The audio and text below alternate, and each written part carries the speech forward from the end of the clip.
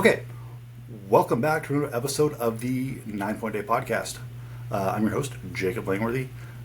This week, we have a very special guest.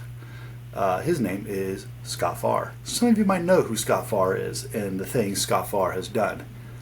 He is just an absolute stud in the Highland Games. He's set more world records than really anyone ever in the lightweight class, and that is truly impressive. He's been in the sport for a lot of years and has a lot of stuff to say on it. And,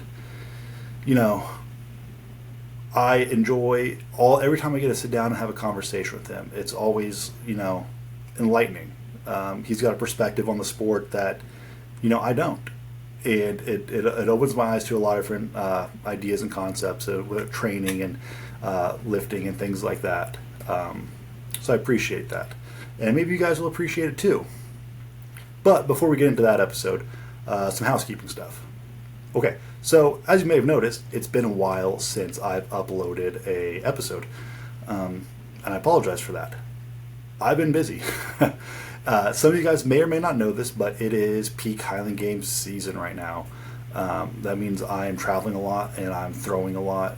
When I am home, I'm practicing, right? I don't have a ton of time in my day to just sit down and record episodes with people. As much as I would like to, and as much as you would like me to do that, we throw first, right? But we have some time for the next couple weeks, so you're going to see more of these episodes coming out. Hopefully I can get a backlog so there's not such a long wait in between episodes, because I don't like it when podcasts do that, when they're really sporadic, and I know most of you don't like it either, so I'm going to try not to do that again. I don't have games this week that I want to promote. Normally, I have a list of games in front of me, and I just go down the list and read them off, let you know where to sign up for them, when the sign up cutoffs is, and things like that. I'm just a little ill-prepared right now, and I apologize for that. But, it is what it is. I guess the only games I do have to promote is mine, the Free State Highland Games in Lawrence, Kansas on October 18th. It is going to be quite the fiesta, if you will. We are doing a kind of a newer formatting of the events. We're doing 5 events, sheaf at the end, just for prize money. So stay tuned for that. That's going to be really fun. So you don't want to miss out on that.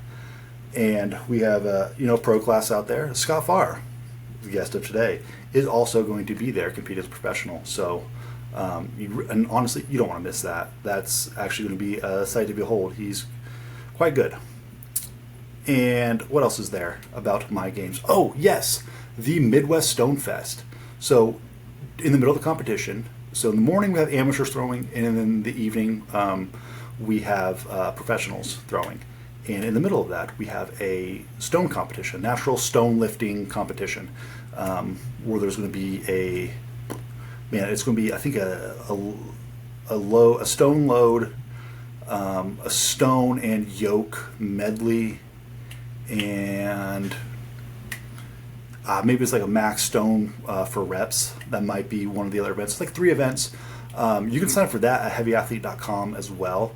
So the way to find that, right, is you go to Heavy Athlete, type in Midwest Stone Fest in the search bar, or you can go to Find Games, click that little button, and scroll all the way down to the bottom of the list. I think my games and the Holiday Highlander are the last 2 on the list. I should be before him, before that one. So just look for Free State Highland Games and the Midwest Stone Fest. They are 2 different signups, so do not get confused. The Stone Fest is $20 for signups, and then the Free State Highland Games is going to be $50. You can do both. Just make sure you sign up for both. If you're an amateur competing in the morning and want to do stones in the afternoon, you'll have plenty of time to do that. It'll happen right after you're done competing and awards are handed out. It's things like that. So you should be able to do both. I don't see why that's not possible. If you're into stone lifting, I know much of us are. We all love the big naturals, so to speak. So again, don't want to miss out on that. That's enough talking about my games. You're going to hear more about it later at the end of this episode where I talk about it some more. But sign up. All classes still have spots available. And we're going to leave them open as long as possible. So don't want to miss out on that. Sign up soon. That's it. Let's get into the episode. Here's Scott Farr. On a fucking little hotspot here. Ooh, a new one even. Yeah, the other one's still here that doesn't work worth a shit. But thanks public library for hooking it up. Excellent. We love public libraries. I never gave a shit about the public library until I married my wife, and she was a library kid. Mm-hmm. And so now we go there and we get things. She used to get like rent movies from the library as a kid. Yep. I used to go just to look at the fish tank. Oh, nice. I love fish tanks, aquariums, anything like that. We had a pretty cool one. And they rebuilt our library, and they don't have a fish tank. And I'm pretty mad about it. Like, why go to the library now? No fish. Yeah. Yeah, no fish. We used to go in the summertime to play games on the computer. That's what we went there for. Yeah. We did not read books. Yeah. Well, like my stepmom, she made us. She's like, you need to bring home books to read. And I'm like, we bring home books, but we're not reading them because we don't get in trouble. I always brought home the Calvin and Hobbes books. I loved those when I was younger, and so I would go to the fish tank and stare at fish for like half an hour while my siblings looked for other things, and then I'd just grab whichever Calvin and Hobbes I hadn't read yet. Nice. Yeah, I'd go there and play RuneScape. That's what I'd play. Yeah. Old dude, I tried that because I guess there's like the OG old school RuneScape still available, and I went because I played it back in like middle school, and so fairly recently, within like the last year, I was like, I'm gonna go peek at it and see. I don't know how I ever enjoyed that game. It is. First of all, I mean, the graphics are terrible, but at the time it was fine.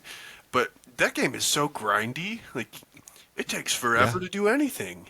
It's ridiculous.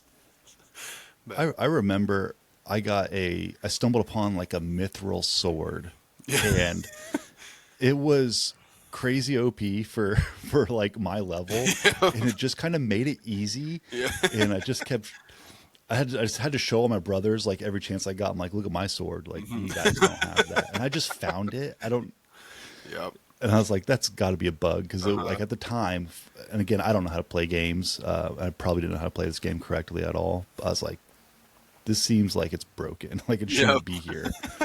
I got in trouble. I think I got banned in middle school because somebody did this to me, and I figured out that you could do it to other people. You tell people, like, if you drop all your gear and press Alt F4, it'll, like, double everything you have, so you can go sell all the excess. And, Alt F4 just closes out of whatever window you have open. So they drop all their stuff and then just disappear, and you'd pick it all up. And somebody did that to me, and I was like, that's genius. So I tried to do it to somebody else, and immediately, like, within 5 minutes, my account got banned or something. I can't remember exactly how it worked, if it was like a ban or suspension or whatever, but I never played again. I was mad because all my gear was gone, and then I got in trouble for doing the same thing. I was like, this is stupid. I'm not playing this anymore. But that's my RuneScape story. I had to, me and my brothers, we had to lie to my stepmom that like, these are like, everyone in there is an NPC. They're not real people. Yep. We knew full well, like, there are other people out there. Mm-hmm. Yep. And she's like, you can't be like chatting with strangers. I'm like, no, I'm just talking to the computer. And she's like, okay. Really advanced AI for 2004. Yeah. Dude, people didn't know. No. Especially old people, parents. They don't know that stuff. Yeah. Easy to fool. Yeah, and they didn't know how to use the internet well enough to like look it up and be like, are they actually talking to strangers? Yep. They didn't want us kidnapped, which is, to be fair, possible. Like we're dumb kids. Reasonable. We'll try to get kidnapped. Yeah, I would have jumped in a van for a mithril sword. Yeah. Yeah. I would have given my home address out to strangers if they asked nicely. It's the computer. Like what are we doing here? Not even a real person, right? It's like, it's a real person, but also like not a real person at all. Yep. It's like, yeah, I was It's gonna too say far something removed to else. be an actual real person. Right. What are the Yeah. chances they actually like come over to my house? It turns out it's actually kind of high. If you get the right guy, I they will was gonna show say, up to your if house, they're dude. asking for your address, chances are Yeah, pretty good that they want it for a reason. yeah. They're not just sending you a Christmas card. Yeah. But so that's cool. Yeah. We're here. The audio actually is actually sounding pretty good, and Yeah. so I'm, I can tell this time around the video. I mean, last time it was dude. very poor video. Like I'm I just don't know like, if you couldn't see me moving, but it was like you would like, tunk, tunk, tunk, tunk, tunk, tunk.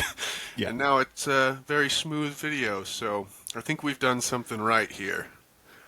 I think the electric yeah, boogaloo attempt is going to be better.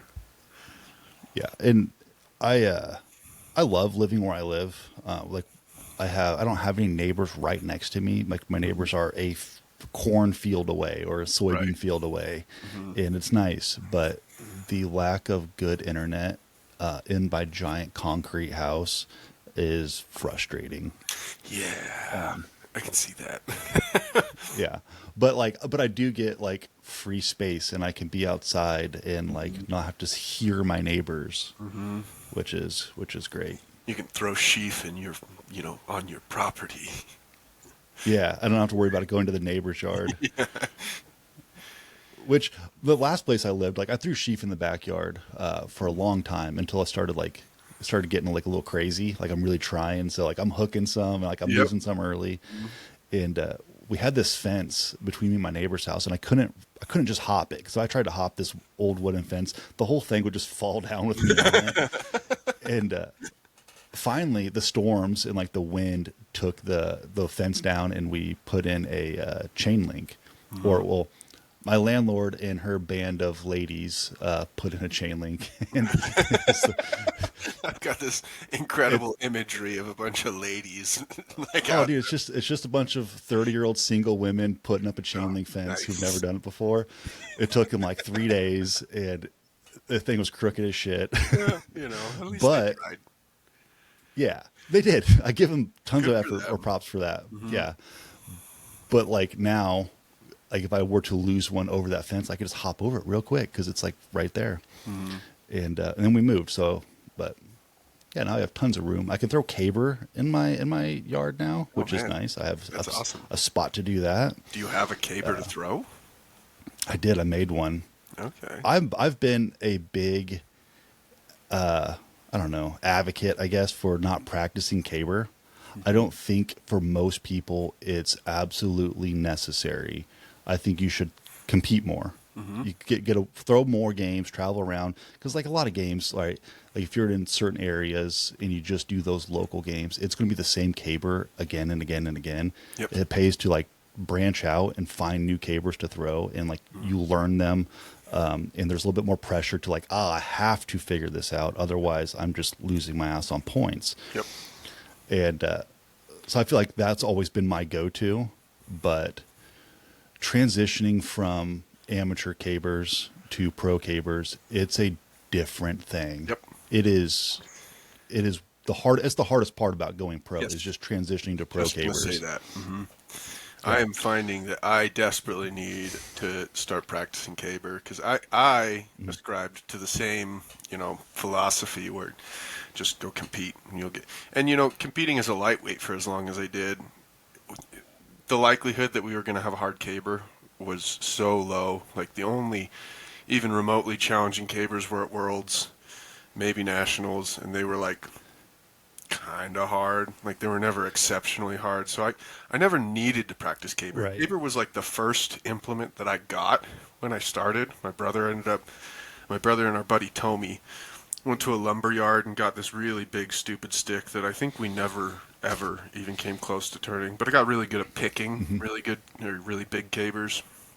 And I practiced with it for like the first year, maybe 2 years, and never had problems with caber in competition. Like I could be pretty certain I was gonna get a 12 every time I competed. So I was like, I don't need to practice this event. I'm going to focus on the things that I can actually get a better score in. So for like 12, 13 Right. years, I just never practiced caber. And now, competing with the pros, I have yet to turn a caber. At least, I guess in Alaska, I turned our qualifying caber. It was probably like a hard A caber, a very weak pro caber, and then the challenge caber Mm-hmm. was just outrageous. Like I think Kyle Lilly got like a 40 degree or something like that. It was like way too hard for me. Like it was gonna rip my Yeah. spine out of my body. So it was like, hard pass. Yeah. Didn't even take a pull on it, but yeah. So I got to figure Yeah. caber out because that's definitely become my big point suck as a pro. That's where I'm gonna pick up all the points Yeah. All of them. consistently. Like everything else, I Yeah. can at least like, wob. I'm not exceptional. I'm starting to get better at wob, but with the current pro class where guys are, it's not uncommon to see somebody going 18 feet. Uh, you know, 16 is not enough, but it's typically gonna be like middle of the pack, or at least in, Yeah. not at the very bottom. So I'm not sucking as many points in wob as I typically have as a pro. That was my big point suck along with caber. Now I've kind of figured that out, and it's just caber. Like I can at least hang in the middle of the pack in just about everything except caber. So gotta start Yeah. practicing caber, I guess. I'm gonna complain Yeah. about it the whole time. I built a caber out of like 2x6s, Mhm. which like it works. It works just fine. I rounded it all up so like it looks like decent. I can actually feel like I'm actually throwing a real caber. Yeah. But it has no taper. It is like so heavy in the middle, and I'm like, gosh, dang it. Yeah. I've thrown it probably at this point like 38 poles on it. I've never turned it. It's 18 foot long, and it weighs like 100 pounds. Okay. It's not heavy. Right. It just doesn't want to turn over, and I'm giving it my best effort. No taper means no turn, if you ask me. Like, it's just how it's gonna be. I'm not gonna turn a pencil stick. I don't care if it's 60 Yeah. pounds and 18. Like it's just not gonna happen. But Dude, and I'm sprinting so like I'm filming it, and like I'm watching my sprint, like I'm running, and I yeah. plant hard and yank it, and it's just like, and one time like it 60 almost went over. I was like, Yeah. oh yeah, damn it. Yep. Yeah. Ah, man. Shucks. But I looked back at the camera, I was like, that was pretty close. Yeah. Can't argue with that. Yeah. But No. It's just silly. Caber's tough if like scoring is one thing, like oh yeah, I didn't get a 12, I got like a 2 o'clock or whatever. But to like not turn it, that's where like it really like eats you up. Yep. Because no one judges like side judges caber correctly, because there's no way to tell. Like people do like the hand trick, like Yeah. that's 90, and then Yeah. that's like 80, 70 or whatever, right? Right. Or they got a protractor out there and turning the thing.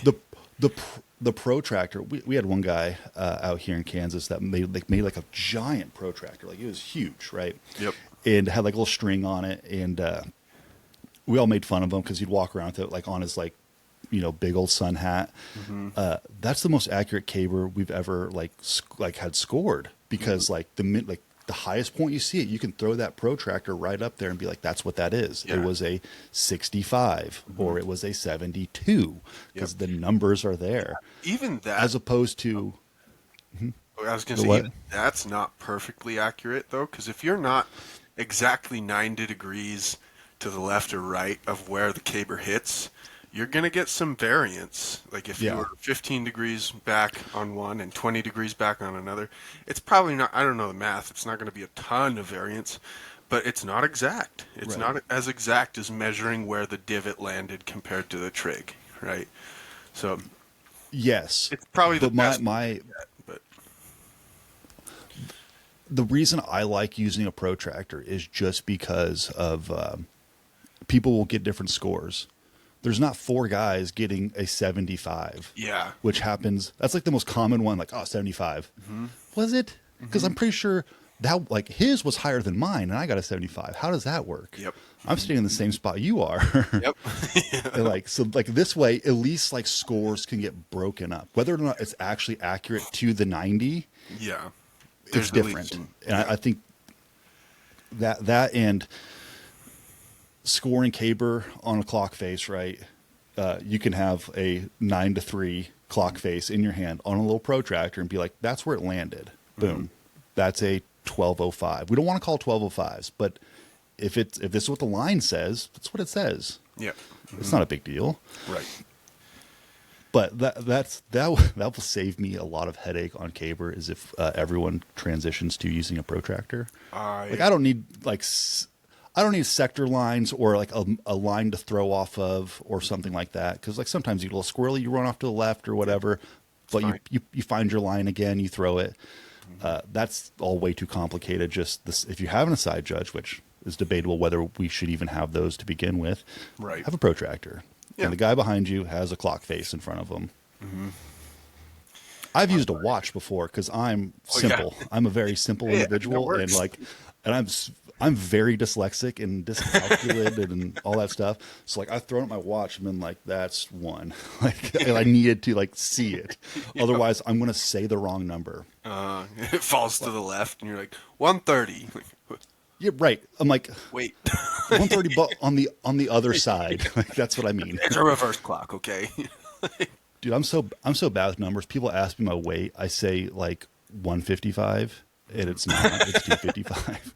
I lost a lot. And they're like, what? And I'm like, they're like, what are you talking about? I'm like, I don't know. Stop. Never mind. Forget it. It's like, that wouldn't be accurate for kilos, would it? No, big boy. Yeah. Fat big. Yeah. But no, I think I might be crucified for saying this, but I think that caber should be its own competition, and it should not be included in the overall. I think that's probably a really unpopular opinion. I think it has to be at the games. It's a very important event to have at the games. You can't have games without caber.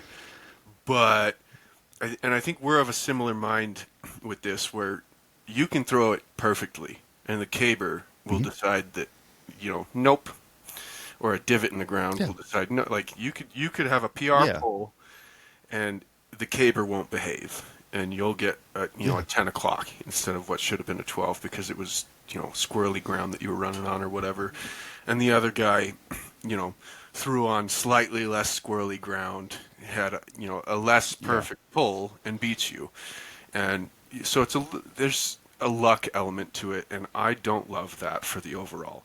I'll probably be crucified for this, and I don't even know if I believe myself fully with this opinion, but like I feel like, especially as pros, if we had caber as just like its own, it gets its own pay, its own, competition of a sort, and everything else is what actually goes towards points in the overall, I'd be fine with that.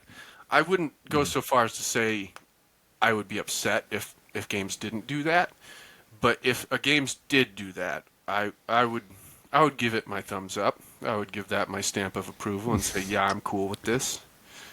So, it's just my silly opinion, but I had this same conversation because my oldest, she started throwing a little bit. So we're out there throwing shot and we're throwing weights, and she asks questions, which spools me on to like a whole conversation. So I have someone to talk to about Highland Games now in person all the time. Perfect. And it's really great. Everybody. But like we had a whole discussion about like caber and how like I don't think it should be scored overall, because the minute that caber breaks 90, it's a crapshoot. Who knows what's going to happen? I'm sure there's going to be people out there who argue like, no, it's all about like the correct pull and like the correct run. It's like, sure. But like, if you do your part correctly, it's still up in the air whether or not that's going to be a 12 or a 1 or whatever. Yeah. It just, I would like to see caber as its just own standalone event with like a little cash on it, even for amateurs, right? Like, sure, you can throw $25. Like most games can throw $25 on 4 classes to have a caber out of competition, and people be excited for that. Like that just covered my entry fee or something like that. Like that's big. That's a draw, I think. Yeah. Am I going to do that at my games? I don't know. Right. Yeah. To play devil's advocate, I would say pretty typically, especially right now in the pro class, the best caber throwers are still consistently winning, caber. Like Vlad is going to win caber just 99 times out of 100 that he shows up. And it's, he's not getting screwed by funky ground. He's not, he's just that much better at caber that like he can still turn 12s despite weird wonkiness. So there is the argument that like maybe I just need to be better at caber. And I wouldn't disagree with that entirely.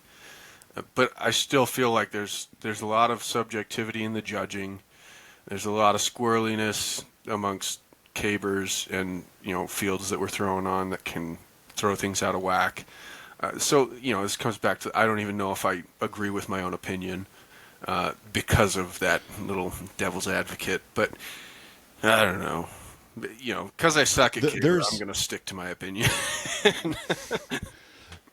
There's a lot of things in the games that like I can complain about, and like I do, but also like I can in the back of my head too. It's like, oh, just be better, right? Like getting robbed on a PR weight over bar because the standard is weird. Yep. I could just do better, and because other people did better and made it right over that height. Like I can blame the equipment, but it's also like just be better. Yeah. Yeah, and like on Vlad with like his caber skill, it is truly impressive. It's one of the most impressive things I've ever seen in person in the Highland Games is him throwing caber. Because we were both in Massachusetts at home games, and I think 2 other people turned it, but they were not good scores. Yeah. Compared to Vlad. Vlad like takes a first safety pull, like he goes, runs it, throws it, easy. Second one, he does his little 360 because he's like, oh, I can obviously turn this one, so I'll put on a little show. Gets his 12. Yeah, and then he goes and like picks it, just kind of steps into it to load and pulls it like from a Braemar, and I'm like, okay, well that's different. But yeah, that is that's not a easy stick. That's a hard stick. I've never turned it. Like we threw it in Maine last year and no one turned it. It's not easy. Challenging caber, and he just plays with it like it's a toy. Yeah. He has one of like one of the coolest caber videos I've ever seen. And he posted like on his stories like a couple weeks ago where he's at a games in Scotland, and he's just standing there with the caber just like rested on his head, and he's like hands down, it's just sitting there, and he's just waiting for the wind to die or something, and then he's kind of turns his head to the side and catches it on his shoulder, and then goes into like picking it. I was like, that is the most badass thing I've ever seen, because it's not a little stick, like it's a big, and he's just holding it on his head. And then he just like catches it and like goes into it. I was like, that is fucking cool. Yeah, Vlad's on a different level, especially with caber. Yeah. I mean, he's good at everything, but his caber is bananas. It doesn't make sense. I mean, it does if you understand Vlad, because he's a freak of nature. He is a freak of nature. For normal humans, it does not make sense what he can do with a caber. And maybe it's just me like coping, but there's a lot of that on my end. I don't find being good at caber like that cool. I mean, he's so far above that like his skill's so far above that, like, I don't know, it is kind of cool.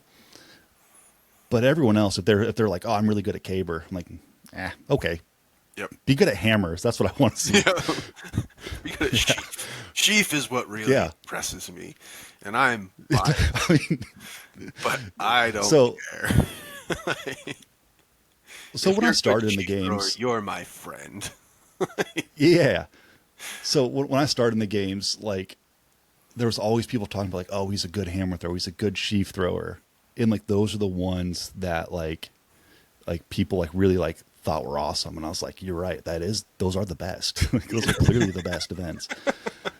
And then and so that was always kind of like like an achievement. Like I want people to say I'm good at sheaf. I want people to say I'm good at hammers. Like I worked really hard on those.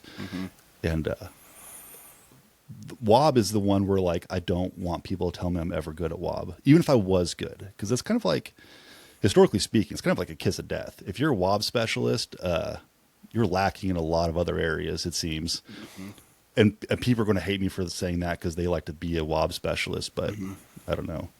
It's just how it looks, man. Yeah. If you're throwing a 18-foot wob, the chances of you throwing, 80 foot in the lightweight are pretty low. And There hammers are are, outliers. There are some yeah, there are for sure. Yeah, but just generally speaking. yeah, especially when you're looking at like the high level amateurs. Like there are those in the pro class as well, but it becomes very apparent when you look at like amateurs. You'll get dudes that throw, like you said, 18 feet in wob and 60 feet in weight for distance. It's like that, and then that's like a good throw for them. You're like, wait a minute, Yeah. you're so strong.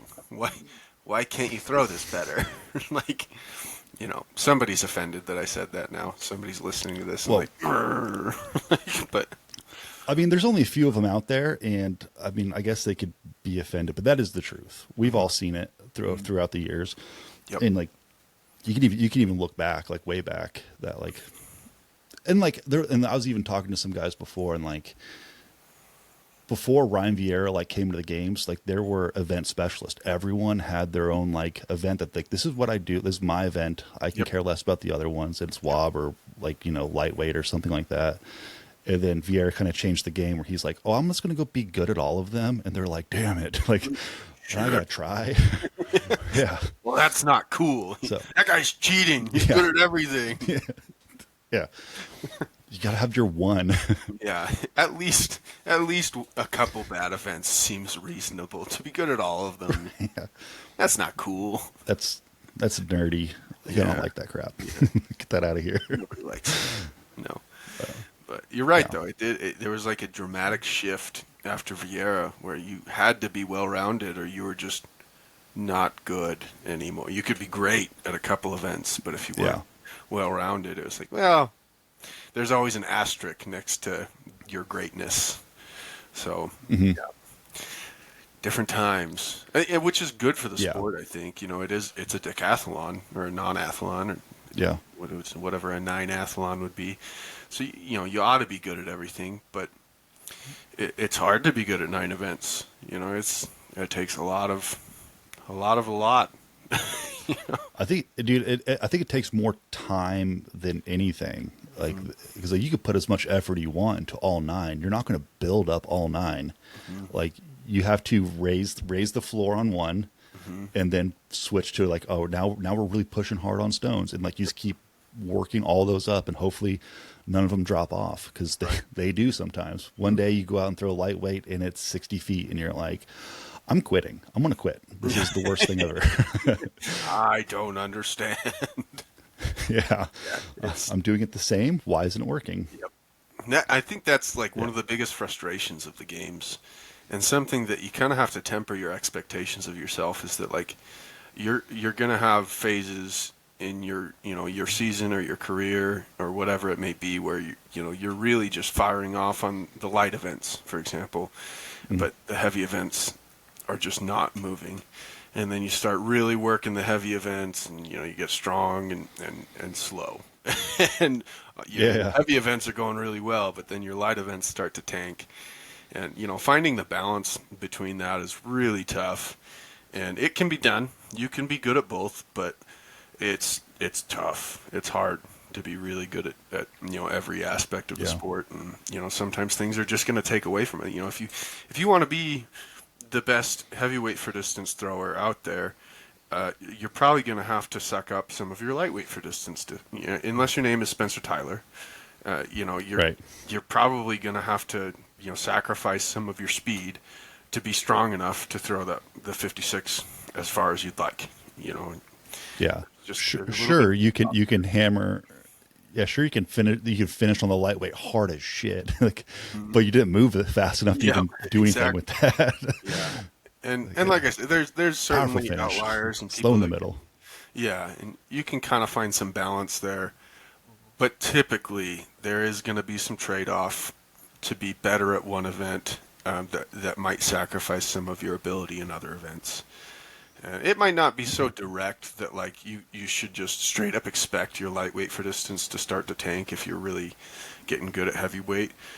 But the ratios might not be consistent all year round. Like, if your heavyweight is 45% of your lightweight for distance wise, you start really working on heavyweight, you might not see your lightweight drop off, but your heavyweight might creep up even past 50%, 55% of the distance on your lightweight. And now that the ratios suggest that you're better at heavyweight than you are at lightweight, whereas before it was the opposite. So, it's not necessarily saying that like all your events are going to suck, or if it's not the event that you're really working at, it's going to start to plummet necessarily, but it might not advance at the same rate, and it might not hold the kind of ratio that you would expect. So you can't just say like, oh, if I add 2 feet to my heavyweight, I should add 4 feet to my lightweight. Like, you might very well add 0 feet to your lightweight, and that's okay because you're focusing on heavyweight.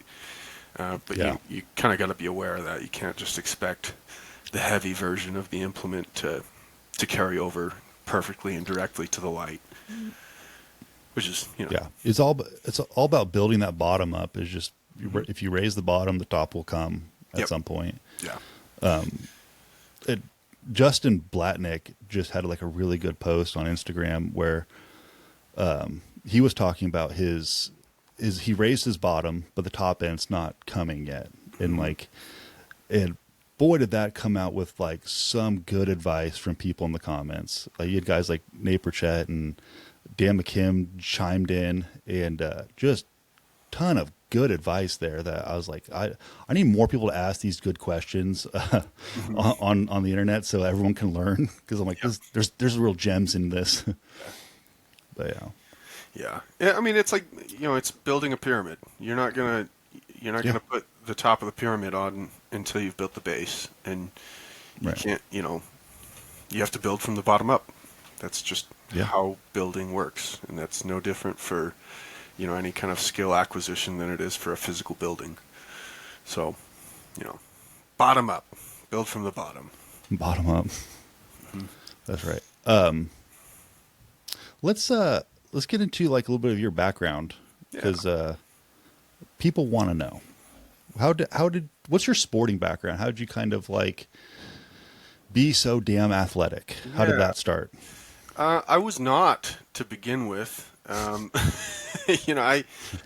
Way back in like elementary school, I did junior jazz, and I was really, really bad at basketball. I did it for a year, and I was terrible. I was an awful basketball player. So I didn't do basketball anymore. And then I didn't really do organized sports. I played at recess. We played football on the field at recess and stuff, but didn't do any organized sports until middle school when I started wrestling. And 6th and 7th grade, I was terrible at wrestling, but I stuck with it. And in 8th grade, I feel like I started to find some drive and some competitive aggression, because I don't think that technically I got all that much better at wrestling, but I started winning matches because I wanted to win more. And so, I think at that point was when I really started to kind of develop some competitive drive and some want for win. And I wouldn't say I was like an exceptional wrestler in 8th grade, but I was far, far better than 7th grade. In fact, I won the Most Improved Wrestler award at the end of the year. It was great. It was like the first award I ever got. That's something. And then come high school, I tried freestyle wrestling, and so it was kind of an off-season thing, and I wrestled against a guy named Ethan Lofthouse, who I believe he's from Star Valley, Wyoming, and he at the time was like a 3-time national champion or something like that. He's incredibly good, and he kind of just threw me around like a little rag doll.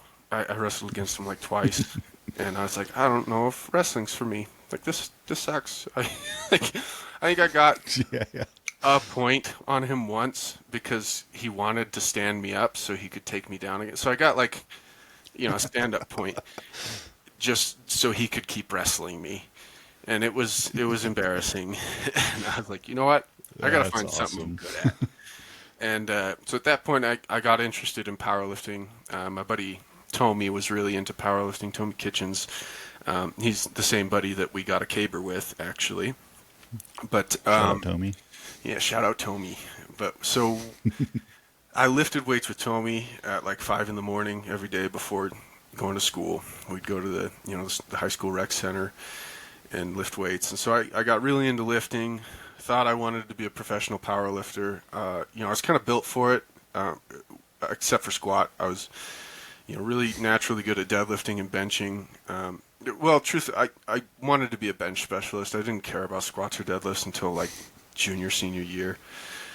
But so I did a lot of benching, a lot of upper body stuff because that's what's cool when you're 13. And Yeah. it was when I was 15 that I did no organized sports until I was 15. I got involved in the Highland Games. We'd been going to the Highland Games just for heritage stuff. We were Scottish and proud and Scottish American, not real Scottish, but we liked our heritage. We were always pretty fond of that, and so we'd been going to Highland Games and watching and stuff. And my brother started asking around. He was out of high school at this time. He's 4 years older than me, and he started asking around like, how do you get involved in this? And he found a training group pretty close to us, so we started practicing with them. Just on like once a week on Saturdays, we'd go out and throw not real equipment like tires and stuff. And started throwing in the Highland Games with those guys. Did my first Highland Games when I was 15, and I started doing track and field my junior year of high school to get better at the Highland Games. So I did Highland Games the summer between my sophomore and junior year. And junior year, I started track and field to get better at the Highland Games. And so junior, senior year, I did track and field with Highland Games in the summer. And that was when I started, caring about squats and deadlifts because, go figure, they're good for throwing. And I was seeing that that's what everybody did to get good at throwing. This lower body stuff. So I started doing that. Still had some interest in powerlifting, but never really. I think my first and only powerlifting competition was when I was like 29 or 30 when I lived up in Alaska. I did a USAPL meet up there.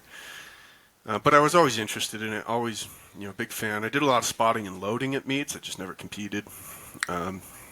So I powerlifting aside, I really focused on Highland Games after graduating high school. Spent pretty much my whole young adult years caring about nothing that wasn't Highland Games, but I trained like a powerlifter.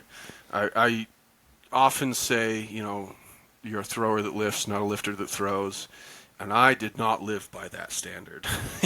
I was definitely a lifter that throws for a long time, and I got away with it, especially as a lightweight. I was able to, just on merit of being a pretty athletic and proprioceptive person that just knew how to throw things. I feel like I just had a pretty inherent understanding of how to, accelerate and implement.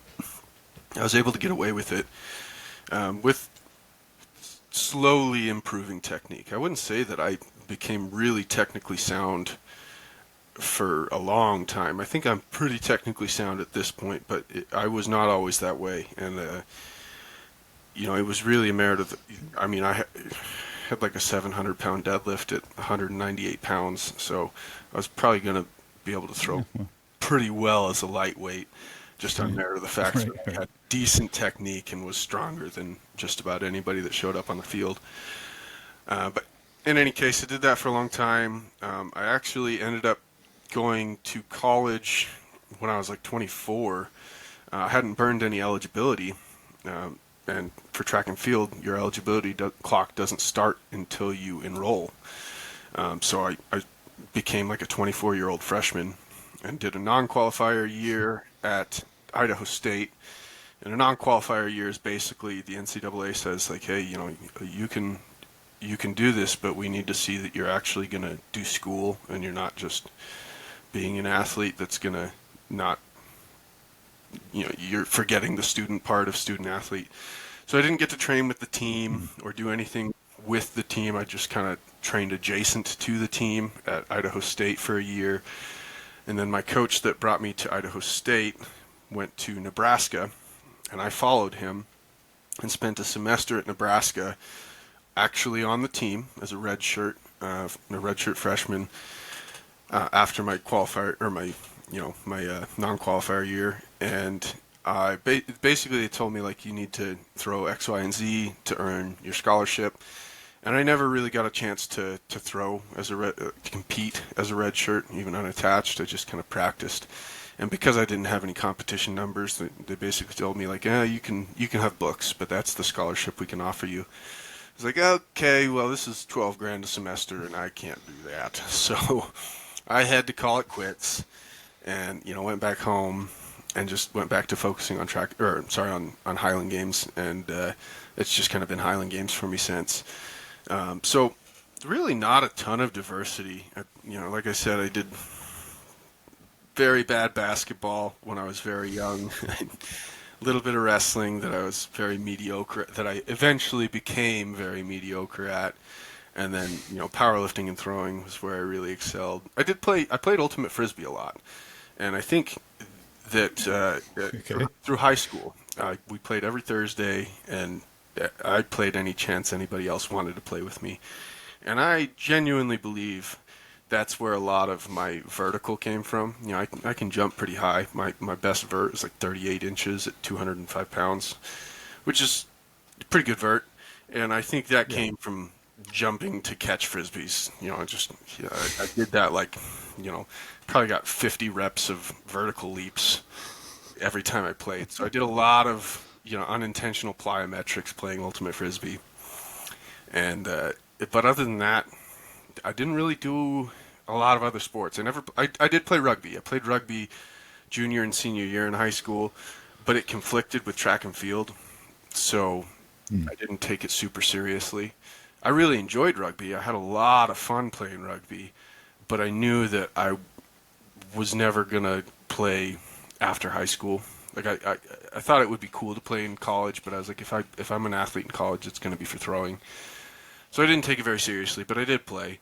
But other than that, I guess not super well-rounded as an athlete. I didn't do all the, I didn't play all the sports like a lot of people did. I know you've had some people on the podcast that played just about every school sport they could. They had a sport for every semester, or, every season. Right. And I was not that way. I pretty much, once I found powerlifting and Highland Games, that was pretty much it. And, it's only been recently in the last season that I started behaving like a thrower that lifts and not a lifter that throws. And it's worked out for me really well this last season. I think I've made quite a bit of improvement. I'm definitely not as strong as I once was. I can't deadlift 700 pounds, that's for sure. I'd be lucky to pull 545 right now. But I'm moving lighter weights a lot faster.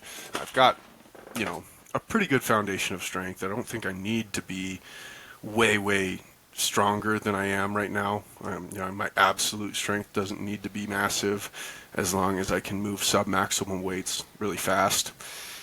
And my volume in lifting has plummeted. I am throwing way more than I'm lifting right now. I say right now. I'm kind of in a mini off season right now because I've got my next games is your games in Kansas, so I've got some time to prepare. So I figured, some time, yeah. Yeah, after Alaska, my body was pretty beat up. 2 weeks ago, after Alaska, I could tell my body's asking for a break. So I've kind of just been laying low for the last couple of weeks. Tomorrow, I'm actually starting up again. I'm doing kind of just a little mini strength block where I will lift more than I throw for probably about 6 weeks. And on the last 2 weeks, I'll start shifting gears back into throwing more than I lift. And after that 6 weeks, I'll be back to throwing probably 2 to 3 times as much as I lift volume-wise. But in any case, I kind of got off on a tangent. But that's my That's my sporting background. Well, let's talk a little bit about like a thrower who lifts versus a lifter who throws. I we hear that a lot because like it's generally pretty good advice. Like throw more if you want to be good in the games. Just keep throwing and you'll do all right. But I always worry that people like take that to heart too much and just kind of don't put a priority on lifting when they really should. Because Yes. we're not strong as we should be. I think pretty much almost every one of the games like could be stronger. Yeah. Especially like if you're 2 years into this and like you're a master's athlete who just found the Highland Games and started. Chances of you being strong enough are pretty low, like Right. really really low to be strong Yes. enough. Sure, like we all want to get the reps in, but I think there should be a shift on that. Like be as strong as you humanly possible, and then really start to dial it in, where it's not so much of a burden to like actually go through proper technique. Yes. And I think that like there is a requisite amount of strength that's necessary to throw these events. Like, I don't think people, especially people that haven't thrown yet, that come out to like a clinic and want to learn how to throw, you hand them a 56 and tell them how to do it right, and they literally can't. It's not that they're not, moving through the cues correctly.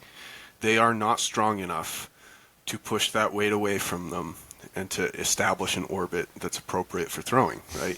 And so, yeah, there's definitely a requisite amount of strength to be able to apply these techniques that we need to learn. So I think you're right that, most of us ought to be stronger than we are. And I guess for me, being a lifter that throws versus a thrower that lifts, part of being a thrower that lifts is meeting that requisite strength first. If you're a thrower that isn't strong enough to throw, the steps to being a thrower that lifts entail getting stronger. So I guess the phrase "a thrower that lifts" can be a little bit deceiving, where it's kind of suggesting that like don't lift or lift a lot less. Lift a lot less if you're obscenely strong, or definitely strong enough to throw these, and you're not getting enough throws in, right? If you're not strong enough to throw these, being a lifter that a thrower that lifts might mean keep lifting. But your lifting should be as a means to being a thrower, if that kind of makes sense. So that it's not as binary as the phrase kind of suggests. Yeah. But yeah, if you're a professional strongman coming into the sport, you could probably deal with lifting once or twice a week and be okay. Yeah. if you're continuing to throw.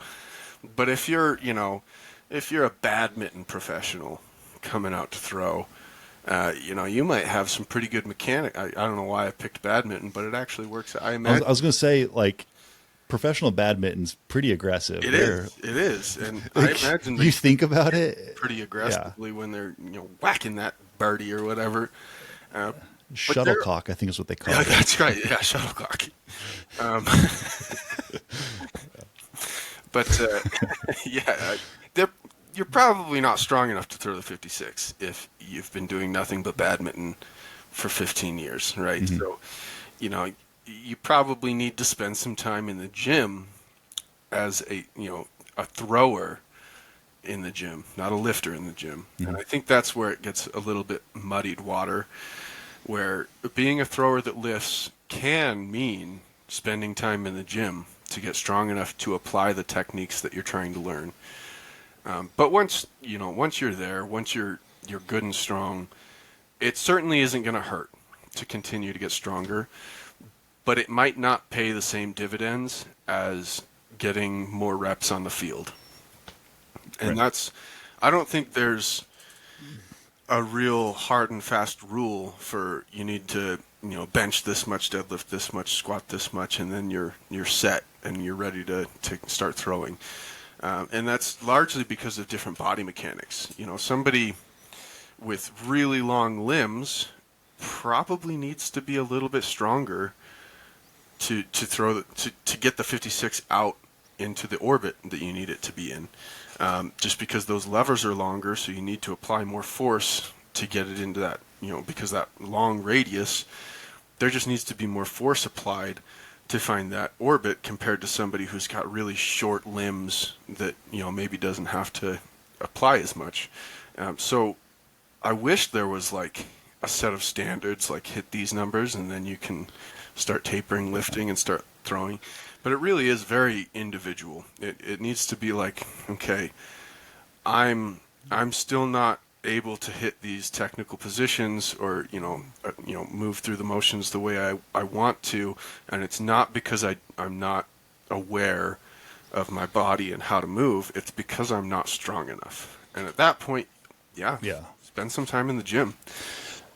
But if you have a go ahead. I was gonna say you have a much more like reasonable approach to like strength numbers for Highland Games than I do. Yeah, because like we talked about this. Like I can be as thoughtful as you, but like also I'm like, yeah, if you're not benching close to 4, you're not strong enough. If you're not squatting 5+, you're not strong enough. If you're not cleaning 315, like you're not strong enough. Like that's what. Like, in my mind, like chase that, like fucking be a demon in the gym, be a demon on the field. Yeah, and but it's like that's not reasonable, right? Well, it might be for some people, and I think that's largely where it comes down to like, is strong enough. Does that mean strong enough to move through the technique, appropriately, or is strong enough to move through the technique and create a lot of force through that technique?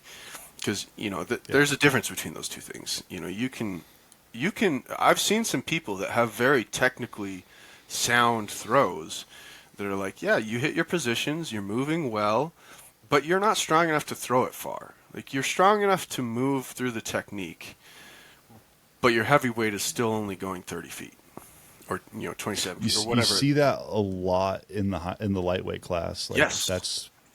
That's a lot of their MO. It's like they're very technical, and that's great. Yes, but not strong enough, and that's where it's hard. It's hard to be strong at 200 pounds. It is. Yeah. Yeah, especially if you have the wrong parents.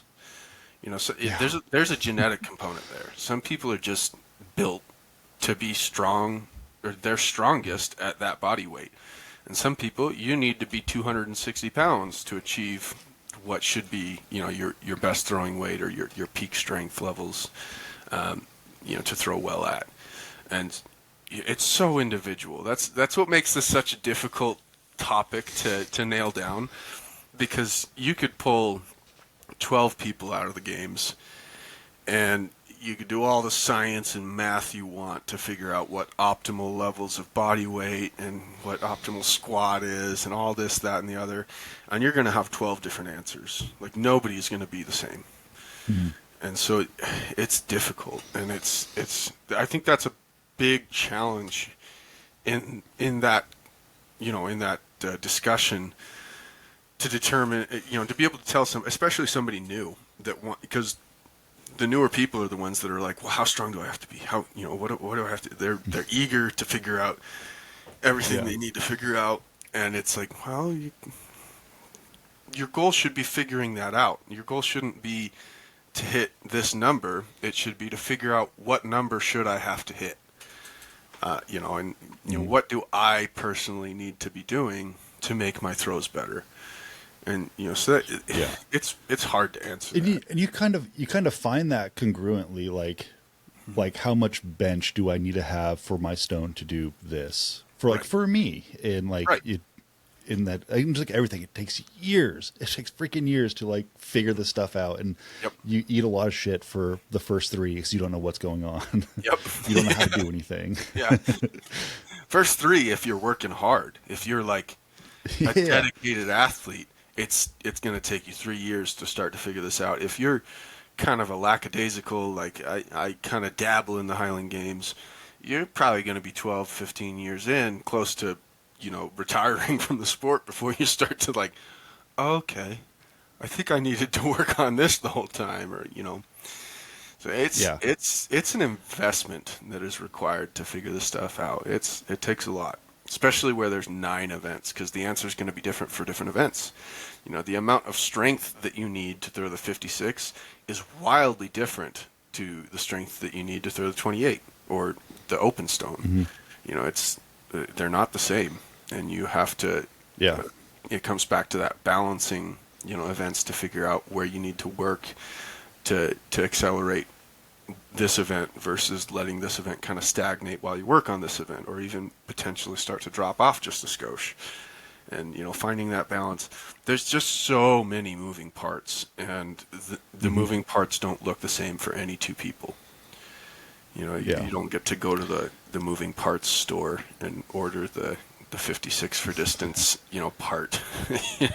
It's like you got to build it yourself and figure out how to implement it. So finicky stuff. Yeah. All the and I don't think are like, this is bullshit. I don't want to hear that. Tell me what I need to do.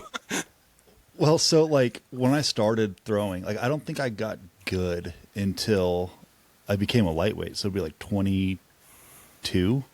Like that's when like I actually was like, oh, okay, I learned how to do it. Yes. But I think part of that too was like I learned that national championships and world championships are within my reach if I tried. And so like it really like kind of like changed my mindset and like changed like how I train and actually pay attention to people who've accomplished something in the sport instead of just anyone around you. Right. Yeah. Which sounds kind of shitty, but it is kind of like the truth is that there's a lot of wrong information out there. There's so much, and, especially in this. It's so easy to go. Yeah, and like we've talked about this a little bit of like Highland Games is very trendy in the sense that like we find something new on the internet and we share it amongst each other like it's the plague, and we all get hooked on it. And like and one thing that always comes to mind is like just non-throws related gym training that people are like that there's just a jack guy who's like doing like something more functional, more like real body movement pattern stuff, like with heavy weight. I'm like, but it's slow. It's slow. Like, can you put some of these parts into your program? Yeah. Sure. But also that guy who's doing that did not do this to look like that. Like, and what's his PRs? Like, we don't know. Like, he doesn't throw. He's not a thrower. So let's not obsess over the people who are not doing what we're doing. Are we training to accomplish fun gym pony tricks, or are we training to throw? And if that's your motif, if you want to do the weird circus act at the gym, do the weird circus act at the gym. That's cool. But if you're doing the weird circus act at the gym, pretending that it's going to increase your PRs, I got bad news for you. Like you might find the diamond in the rough that does carry over really well to the throws, but it's Probably not often. Most of the things that are good for throwing have already been figured out. Yeah. Like, squat, bench, clean, snatch, press, like deadlift. Like, those are the things that do it. It's established. It's known. You don't have to reinvent the wheel. Hip extension. Do that. Yeah. Just do that. Maybe some variations of it, but that's gonna be it. Or and I think the other trendy thing that we see in the games is like novel techniques or weird techniques, like, and you've done this to the games with your YouTube scrounging and finding old like the Dave McKenzie and Harrison Bailey and Carl Dodge doing the helicopter throw or 3 turns. Those were attempted in the 90s, maybe even the 80s, and they didn't catch on. And they didn't catch on for a reason. Because it wasn't the optimal way for the masses to throw. And, if they did throw, because, Harrison Bailey and Carl Dodge both threw 80 plus with that, weird helicopter wind start. they threw that far despite that technique, not because of that technique. They threw that far doing a Right. normal 2-turn too. It didn't Yeah, they've gone add any. farther doing normal 2-turn. Yeah, they did. And I'm pretty sure both of them had shoulder issues after doing that for like a season. And both of them stopped doing that and went back to a normal 2-turn. I think there are things that you can benefit from that are kind of these novel techniques. Something like Carl Dodge did that I actually really like is in his 2-turn towards the end of his career, I believe, he started, especially with the 56, he would start at the stone line, and on his first turn, he would turn back towards the, towards the weight line, and I feel like you can actually get something out of that. You're not changing it drastically. You're just, messing with some balances and some, just it's still the same 2-turn. You've just adjusted where you're starting and how you're moving the weight, and that's a whole nother conversation on why that would have worked or why it wouldn't have worked. Stuff like that makes sense. The helicopter wind does not. You even see guys. They're not necessarily setting up at the stone line, but they're kicking that right leg kind of back, like he did, and like guys like Damian Fisher Yes. Yep. comes to mind. Like he's doing something very similar to that, and it's just like it works for that size of person and like that kind of build. Yes. Like it's they're just fucking massive, and Yeah. like I don't know if it'll behoove me to do that. I don't think it will. Right. Because I got smaller legs that can spin through the trig pretty easy. Like I don't need to like utilize space very much. Right. Yeah. Yep. And then like the McKenzie, starting facing out the back of the trig. That worked for him because he was a very successful hammer thrower. And what he's doing on the he's first a very good turn, hammer thrower. he's doing a hammer turn with one hand. He's not doing a Highland Games weight throw turn. He's stepping over his left calf. He's not swapping his feet, together. Yeah. His right foot steps over top a bent left calf. If you watch it closely, you can see how it compares to a hammer turn. Most of us don't have wire hammer experience. And if you don't have wire hammer experience, there's no reason for you to be doing that. You're not going to, you're not practiced enough at that. And if you really want to get good at doing that, you could practice it and get good at it, and it might pay off. But how much time are you going to dedicate towards this very small portion of 2 of 9 events when you could just be doing the easy, one-size-fits-all attempt that, makes sense for most of us? Yeah, I've tried it in practice because like when I was posting, I was like, all right, guys, I'll try it. I couldn't do it correctly. Like I can face the back and like cast out of it and like do like a big first turn, like, but it's not what he was doing. So I kept trying to do what he was doing, and like I'm locking my legs up. And I'm like, oh, God, here I go. It's not for everybody, and I feel like if you've got a wire hammer background and you're really interested in learning that, sure, go for it.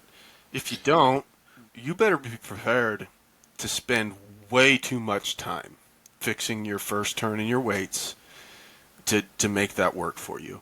And if you want to do that, that's okay. I'm not telling people don't do that. I'm telling people be aware that that's going to take a lot of time and a lot of reps on just that first turn, trying to figure out how to make it work well and developing what is a very different motor pattern. I wouldn't say very different, but it's different enough that it's going to foul you up. You're not going to feel right for a long time doing that. So, right. If you don't have the background for it, it might not be worth the squeeze. And I think the same goes for like doing the rotational technique in stones. Yep. If like, because I've dabbled, and I'm going to continue to dabble in my off season because I think it's worth my time to learn the rotational technique in the off season. Sure. Because it's like 2 months where I'm only really throwing stones and maybe one turning lightweights, just because it's cold and I don't want to be out there. But I think it does help my MSA a ton. Yeah. And maybe one of these days, it's just clicking so well. And come springtime, I put it on grass and it works out and I can do it. But committing to it without years of background, like you're not going to be doing what you think you're actually doing. Yep. You might as well just MSA and it'll go just as far without the extra steps. Yes. And less likely of fouling out. Yes. Yeah. And the thing about the full rotation in the stones, coming out of the back is very inconsistent if you're not really. It's been the bane of my existence because I beat my head against the wall convincing myself that I should be a full turner because I do have some track and field background. And even with some background with a full rotational shot put, I struggle to be consistent out of the back. I call it my butterfly event because it's about as consistent and predictable as the flight path of a butterfly. You have no idea where it's going to go. And so, if you have been doing shot put rotationally for a really long time, sure, go for it. If you haven't, again, prepare for this to make you really mad and to spend way too much time working on this when you could be working on other things that might be more productive for you. I've kind of committed to moving away from the full turn. I don't want to go all the way to a South African because I feel like the sweep that I get off of my right hip out of a full rotation does get me a fair bit through the center of the throw, and I can build a lot of separation and momentum through the throw with that big sweep. But what I'm starting to do, I'm starting to kick that left foot back further and further, and I'm kind of moving myself into the far right corner of the trig instead of like if you're my right as a thrower, coming to the right side of the trig, kicking that left leg back and back, and I'm almost trying to run to the front right corner instead of the front left. And it's kind of like a semi-South African, where I'm not getting a full wrap back. I still can get kind of a sweep with that right leg, but it's limited, and I'm not having to pivot so much on that left. It's kind of like a pre-turned left that's kicked back, so I don't have to shift so much into the left. I'm just kind of already there, and it's becoming more consistent. And that's where I think, for me, that'll work out. But again, it still takes a fair amount of understanding of how to pivot on that left and come off of the left out of the back. And you just don't need that with the South African. And I don't know, I'm probably getting 2 feet out of going to the full spin versus the South African. I think that might be even generous in how much I'm actually getting out of doing this. And I, as a person who has had some track and field training, am still struggling with making it work. So somebody who's got no track and field background, that's not practiced there, doing a full turn, it doesn't make sense to me. If it was somebody like you, where you understand how to balance things, I give you the seal of approval to practice this in the off season, especially if you're doing it just to improve your MSA for competition. I think there's merit there, there's value there. But for somebody who's brand new to throwing, that's just trying to full spin because it looks cool and they've seen that people throw real far doing it that way, don't do it. Do the MSA or do a glide or a step away. Yeah, I mean the upper end of the rotational technique is higher than an MSA. Like if you catch a good full spin, it's going to go further. But the road to get there, it's long and treacherous, and then once you're there, it's still inconsistent as fuck. And in my mind, it's years. It's a years process that I'm not going to even unleash. I may never put it into games, except for just for funsies. Sure. Yeah. This stone day is going to be real bad. Let's just rotate, fucking find out. Right. but I may never actually do it as my go-to technique, but. In the off season, it has improved my MSA a ton. It's most people when they're throwing MSA, they start head on, right? I found I like to sweep my left leg. Because I'm everyone's oh, the MSA it's a step in and you're half turning after that, right? It's just a step in. I keep overstepping. I want to swing that leg a little bit, and I found if I start sideways, I get what I want and it feels right, and I get to the front and I catch it way more wrapped and it's just desirable. Right. But I wouldn't have figured that out without trying the rotational technique. Yes. I would still be struggling to just do a short step in and pivot on that.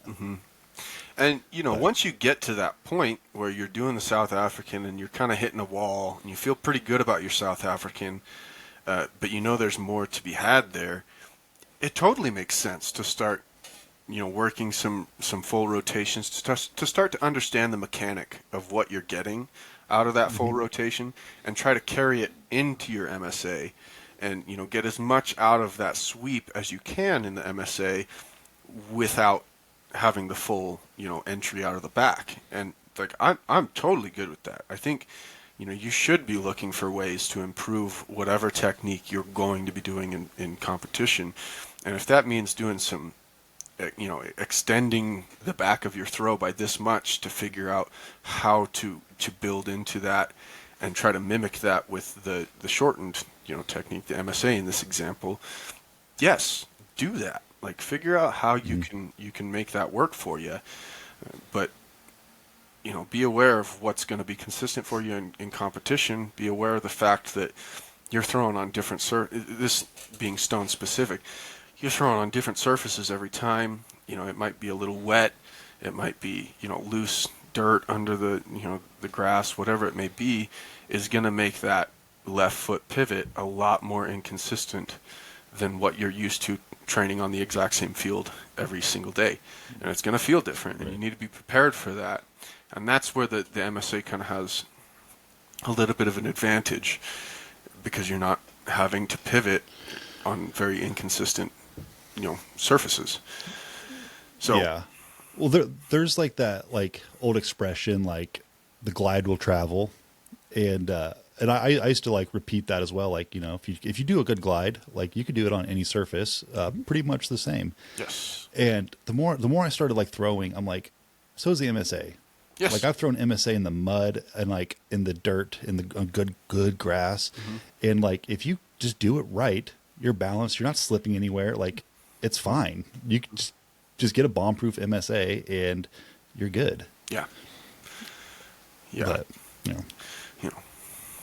making people mad. But yeah, well, I'm and again, I don't want to tell anyone not to work on rotational technique. Yeah.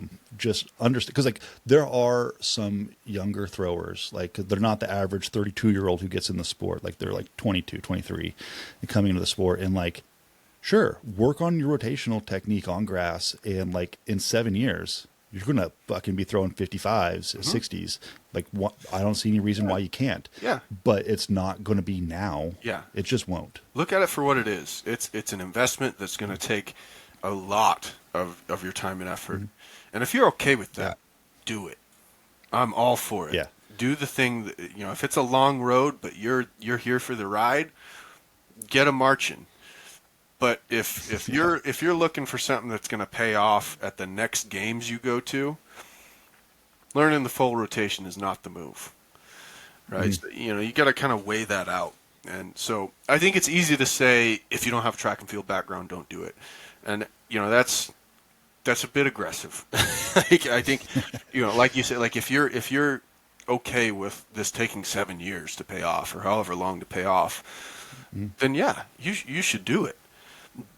But be aware of what you're getting yourself into by starting that road. Be aware of the journey that you're undertaking, and how much effort and frustration you're gonna. It's the mental toughness of it.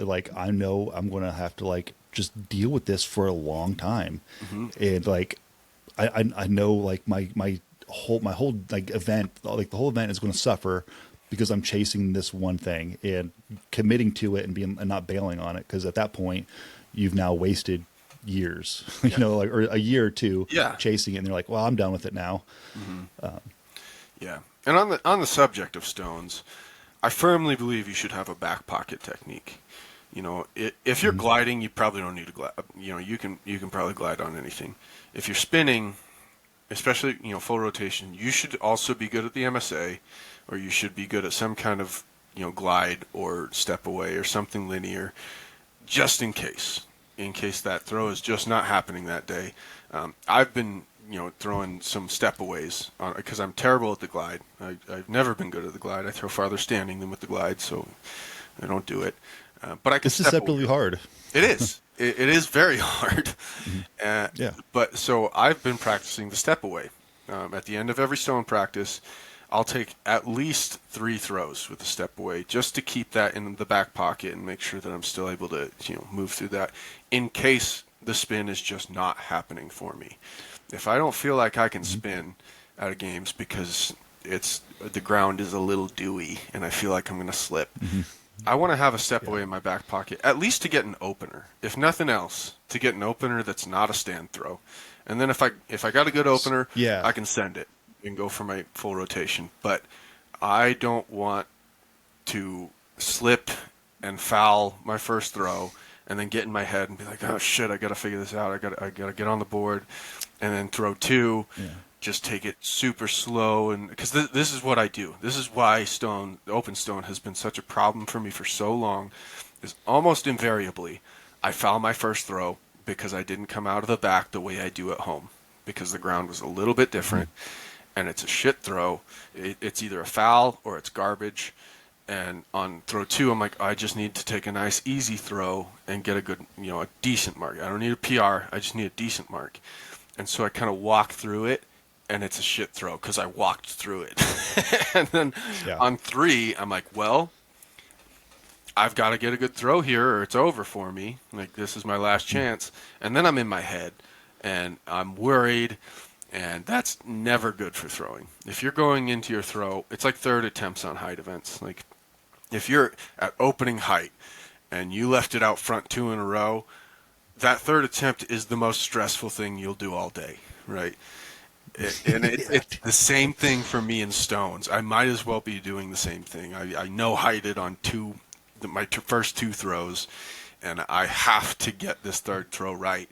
And if I don't, I'm screwed. And that doesn't jive in my brain. I don't like being in that position. It will be a bad throw if I get myself in that situation. So if you're on inconsistent ground, you ought to have some kind of consistent back pocket technique just to get your mark. And then you can go full send on 2 and 3 because you've got a good mark that wasn't a walkthrough. You're still able to put something behind it, but it's consistent enough that you're not worried about fouling it, and you should get a decent mark on 1. And then you have some room to, if you foul 2 and 3 because it was inconsistent ground, at least you had a good step away in my case on throw 1. It might not be a great throw, but it's better than a stand throw, and it wasn't awful, So this is why I advocate for everyone to have like a bomb-proof stand, and on the weights like a bomb-proof 1 turn. Yep. Because for a lot of people, like your stand throw is not going to be, if you get a good one, it's not going to be super far off of like what you can consistently do on like a full throw. And the way I look at it is whatever group you're in, if you're in the pros or amateurs, I guess it's just, we're to look at just amateurs now. You find out who's like the 50 people above you, the 50 people below you, and like what their bottom is, like kind of get a good idea. So like I need to throw 40 foot with a stand. That's like safe enough that like I'm not going to get last if that's my only attempt, but also you'll save points by doing that. Yes, just based on like who's there, and like you got to kind of game it that way. I think it's worth doing. Having a bomb-proof stand and a bomb-proof 1 turn. Yep. Which is something I've neglected for years. I don't like 1 turns. I can't find my rhythm in it. Yeah. It's not the same as the sprint phase of a full throw. Yeah. I don't care. Maybe I'm an anomaly with that, but I don't think it's at all the same. Like I'm having to just charge really hard and throw really aggressive in the weirdest possible way for 1 turns. But the more I do them, because the last year and a half, I've actually like been doing 1 turns pretty much every practice when I would normally just kind of warm up by just doing softer full throws. it's actually paying off quite well. So I think I might have a bomb-proof one turn now. I hope. I say that it's probably good. It's probably gone tomorrow, but Yeah. like, That's how it goes. but it's a strategy that like as like because we have 9 events, like you have to like be able to game it somehow, and weights and stones are ones that you can like kind of really play with. Yeah. Hammers in my mind, like you throw it, whether the ground shit, the handle shit, like it, you can't really cheat it. You have to give it all you got. Like for me, even in practice, like I never really tone down in the intensity for hammers. Like it's just go. And I find my positions and I find my little cues I'm working on in that high speed because, you know, to get that good one, it's 100 plus % to get that good one. Yeah. You're on the edge of just fouling.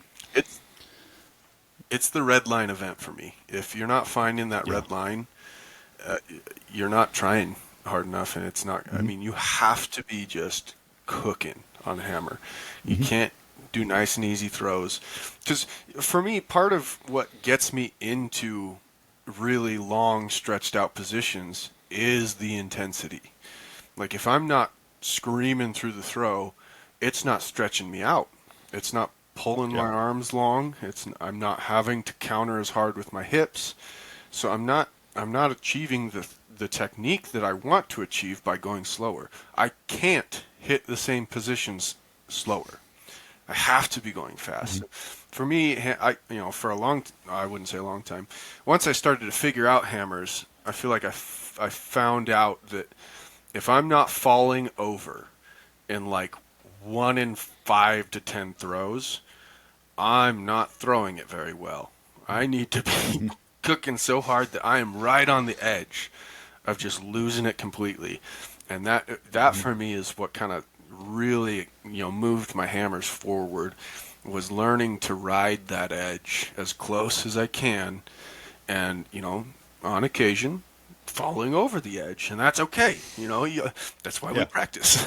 But Right. I want to be on that red line at all times when I'm throwing hammers. And I should have 1 foot hanging off the edge. Like I want to be there, and that's for me. I don't know if that's true for everybody. I think it probably is, but I don't know. I think it's the crux. I use my left foot pulling out as like a barometer of like, am I actually trying right now, or am I just going through the motion? Yeah. Because most of my throws, my both feet stay in the entire time. I never pull the left foot out. But like when I'm cooking and I get that big like counter, that big like up throw on the finish, the foot pops out. Yeah. Like it's supposed to. I never try to make it come out. Like it has to happen like organically. Otherwise, it's just shit. Yeah. It's a product of the throw. It's a reaction, not, an action. Like, and I feel the same way about reversing in the stones. If you're reversing for the sake of reversing, you're doing it wrong. You reverse to catch yourself because you're going to fall over, not because you're supposed to switch your feet. If you're reversing because you feel like you're supposed to switch your feet, you're probably leaving the ground too soon. You're probably, getting away from where you can actually build force, because force comes from the ground up. If you're leaving the ground too soon, you've lost all ability to continue to, to produce force and push it into the stone. So it needs to be a reaction to, oh my God, I'm going to fall over. I need to put this right foot down and kick the left foot back to catch myself. Not, I'm switching my feet because I'm supposed to. And I feel like that's a hard lesson that like I've learned. Cause like you want to reverse, like it's what everyone does. And like, it feels like you're supposed to, but if you're jumping that reverse just cause you need to turn around, that ain't it. Yeah. You're missing the point. Yeah. And I feel like that's the same thing with that left foot coming out in hammers. If you're pulling it out actively because you're seeing good hammer throwers do that, and you're thinking, oh, that's how you're supposed to move. Like that is how you're supposed to move, but it's because they have no choice, not because they're choosing to pull the left. It's because if they don't pull the left, they're going to fall on their ass, right? Yep. And like, and like I've talked to like some newer throwers have like messaged me and said like they're they're pulling their boot out because that's what they see is happening. So what they started doing is like, they're like, we're going to do it like you. We're going to keep both feet in. And so like they're doing full throws and like never, like they're making sure their feet are stationary. And that way, like when it comes out, like it needs to come out and they're not trying to force it. And I was like, that's actually pretty clever. Like make that a point as a drill. Like these feet don't move. It's like doing no reverses in the stunt. No reverses are really popular in track and field. I'm sure people do it in the Highland Games too, but we're not as practiced at, doing things that aren't just full throw, full send. Yeah. But like when you look at really, advanced elite training in shot put or in discus, there's a lot of no reverses, especially early in the season. They're trying to learn to develop that long push off of the ground and staying grounded as long as you can so you can produce force from the ground up. And, I think that's a really, really good way to develop that, that understanding of building force from the ground up is staying grounded as long as you can.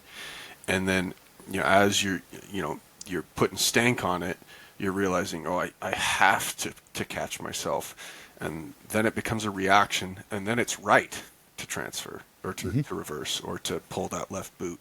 That's when it's the right move, is when you have to do it to save yourself from falling, right? And so I think like no reverses or whatever you would call that in the hammers, no pullouts. That's a great way to learn to build force from the ground up and to maintain that feeling of groundedness for as long as possible until that implement has left your hands and you're falling over and you have to, right? Braemar is like the easiest, like for me to be like, oh yeah, like you don't need to reverse this right now because like it doesn't need to happen.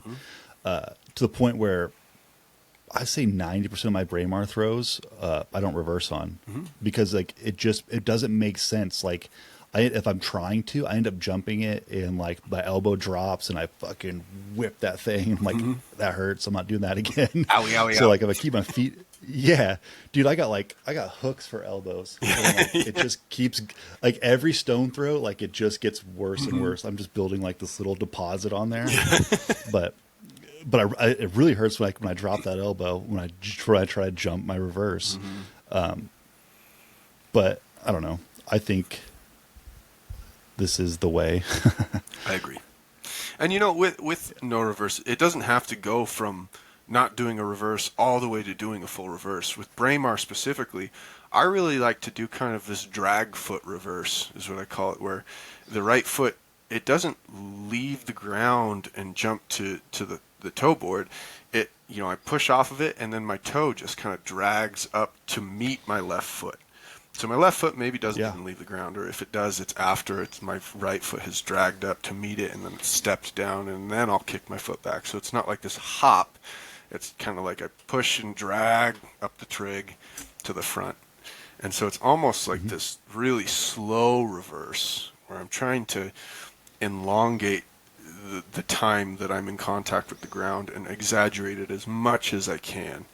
And I think that's like a good progression, specifically for stones, to feel that, feel the foot drag instead of deliberately leaving the ground to hop to the front. But yeah, I've done that a bunch on like when I'm doing like full rotational, like on concrete, because like when I'm spinning, like I can't really put the brakes on it and like just get that like a good non-reverse. Like I'm dragging that foot forward, and at some point my left foot's going to slide back, and I'm going to switch. Yeah. But like it's ground contact the entire time. It's just scraping my feet across, and that's my non-reverse. I'm here for it. Fulls. Yeah. I like it, but yeah. Long story short, leave the boot in the ground until you have to. Stay grounded. If you're going to take anything away from this, stay grounded as long as you can on all the throws. This is the way. So you were a lightweight for like ever, right? Yeah, pretty much. Even when I was competing. And like this is the first year that I'm legitimately not a lightweight anymore. I competed as an amateur for a long time at like 195-ish, 190 to 195.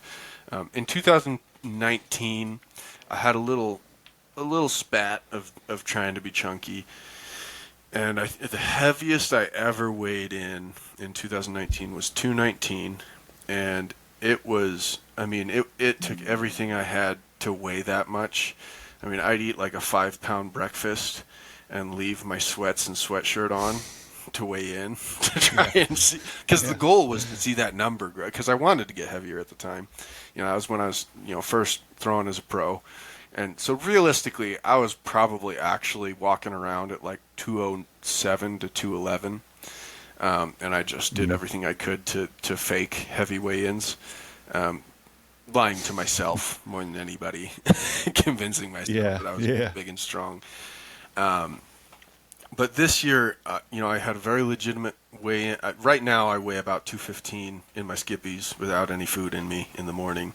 And this is the heaviest I've ever legitimately been, outside of what I would consider cutting distance. And I never really cut for the lightweights. I did in 2023, 22, the year we were in, 22 in Tucson for Worlds. 22. Yeah. Tucson, And much of the weight that I had gained was water weight. I was taking a lot of creatine, and I was puffy. So I did weigh. I got up to about 211, and had the water cut for Worlds, and that was deliberate. I wanted to be over and try to cut for it, and it was fine. I don't think it hurt me, but I don't know that it helped me a ton to put on water weight and to kind of almost, again, fake being heavy. But this time around, so this last year is the first year I think I've legitimately walked around at not a lightweight body weight. So for like 15 years, I was realistically a lightweight that just competed in other classes from time to time. What did you say you weighed in 2019? The heaviest I got, again, kind of a cheater weigh-in, I got up to 219. That was the heaviest number I've ever seen on the scale. Still, I could do the same kind of. If I ate a 5-pound breakfast and left my sweats and sweatshirt on and shoes, I'd probably be 225 right now. But maybe not quite that much. But I'd see a bigger number. But that 219 was the heaviest number I've ever seen on the scale. I was very mad that it wasn't 220. Very mad. Right. Yeah. Well, I was just looking, like the first day we met was in Omaha, right? Omaha, Nebraska. Were you like, I don't know, broke your back or something? Yeah, I had a little. I thought I tore my hamstring, and I was worried. Oh, because at the time that was when I was throwing at Nebraska, and I left early that day because normally I wouldn't do that. If I got hurt on the field and couldn't continue, I would have just stuck around and hung out. But like, I texted my coach and told him, "Hey, I think I might have hurt myself," and he was not happy. And he's like, "You need to get back here and get to the trainer right now." And because I'm doing some extracurriculars that could harm my ability to throw the sport that I ought to be focusing on. So I was worried, so I left and went back to, and it was just kind of a little strain in the hamstring, and it hurt. I definitely couldn't have continued throwing on it, but it was fine within a few weeks. But yeah, that I bailed out early on that one. And hurt myself. Yeah, I mean, like, looking at your numbers that day, like, still better than everyone else. And I think because it was a team event. Yeah, it was a pro-am, right? I think, your team got second or third, even with you not there, or you didn't throw light hammer, caber, sheaf, or wob. And I think your team still totaled higher than. Yeah. I think my team might have won, unfortunately, despite me. I tried to drag us down so fucking hard. It was my best effort. I've probably talked about this on the podcast before, but like that day, I was told that it's a pro-am, and it was an invited amateur, it was an invited pro, and then a third person as anyone else. And I said, I'm anyone else, so I will do that. Like, it's gonna be a good day. I'm gonna learn a ton. we get to fucking Braemar, and everyone's lined up to like warm up for Braemar, and like two lines, right? And they are so far apart. I was like, oh God, like I can't get it to the other side. So like, it finally gets to my turn for my warm up, and I'm like, oh dang it! So I waddled out all the way to like the middle, like between the lines. I was like, ugh, the worst Braemar I've ever thrown, and I'm like, well, that sucked, and I'm embarrassed. I text my wife, and I'm like, I want to come home. I don't want to fucking be here anymore. Like I don't want to. This is the wrong. Yes, the wrong group. I made a mistake. Like no one's being nice to me. It sucks. Which everyone was being fine. I was just being sensitive.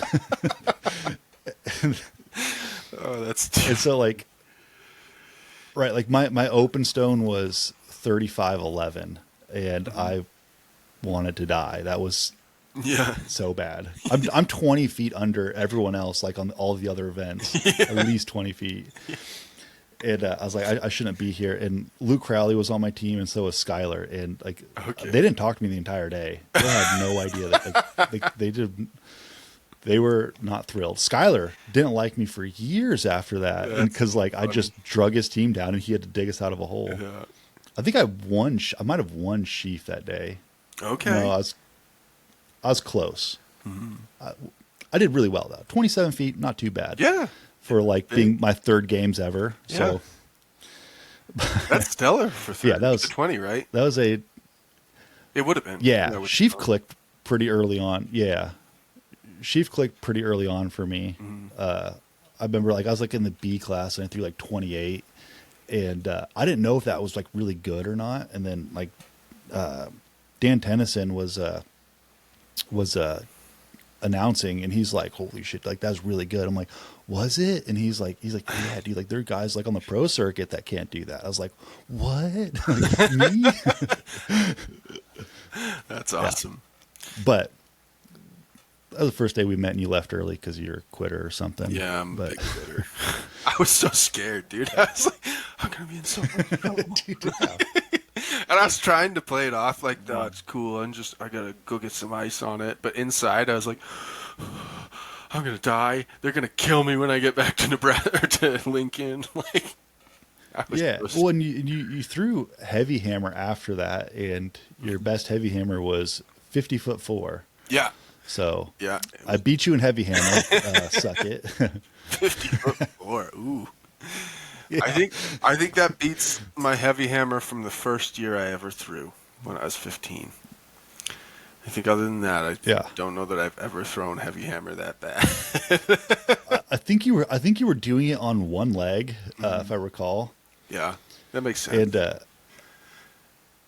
I remember Isaac Burchett was on someone's team, right? And he kept like I don't know if it was heavy hammer or light hammer, but he kept like missing his groove. So he took like 15 winds. He's like, it's coming back around.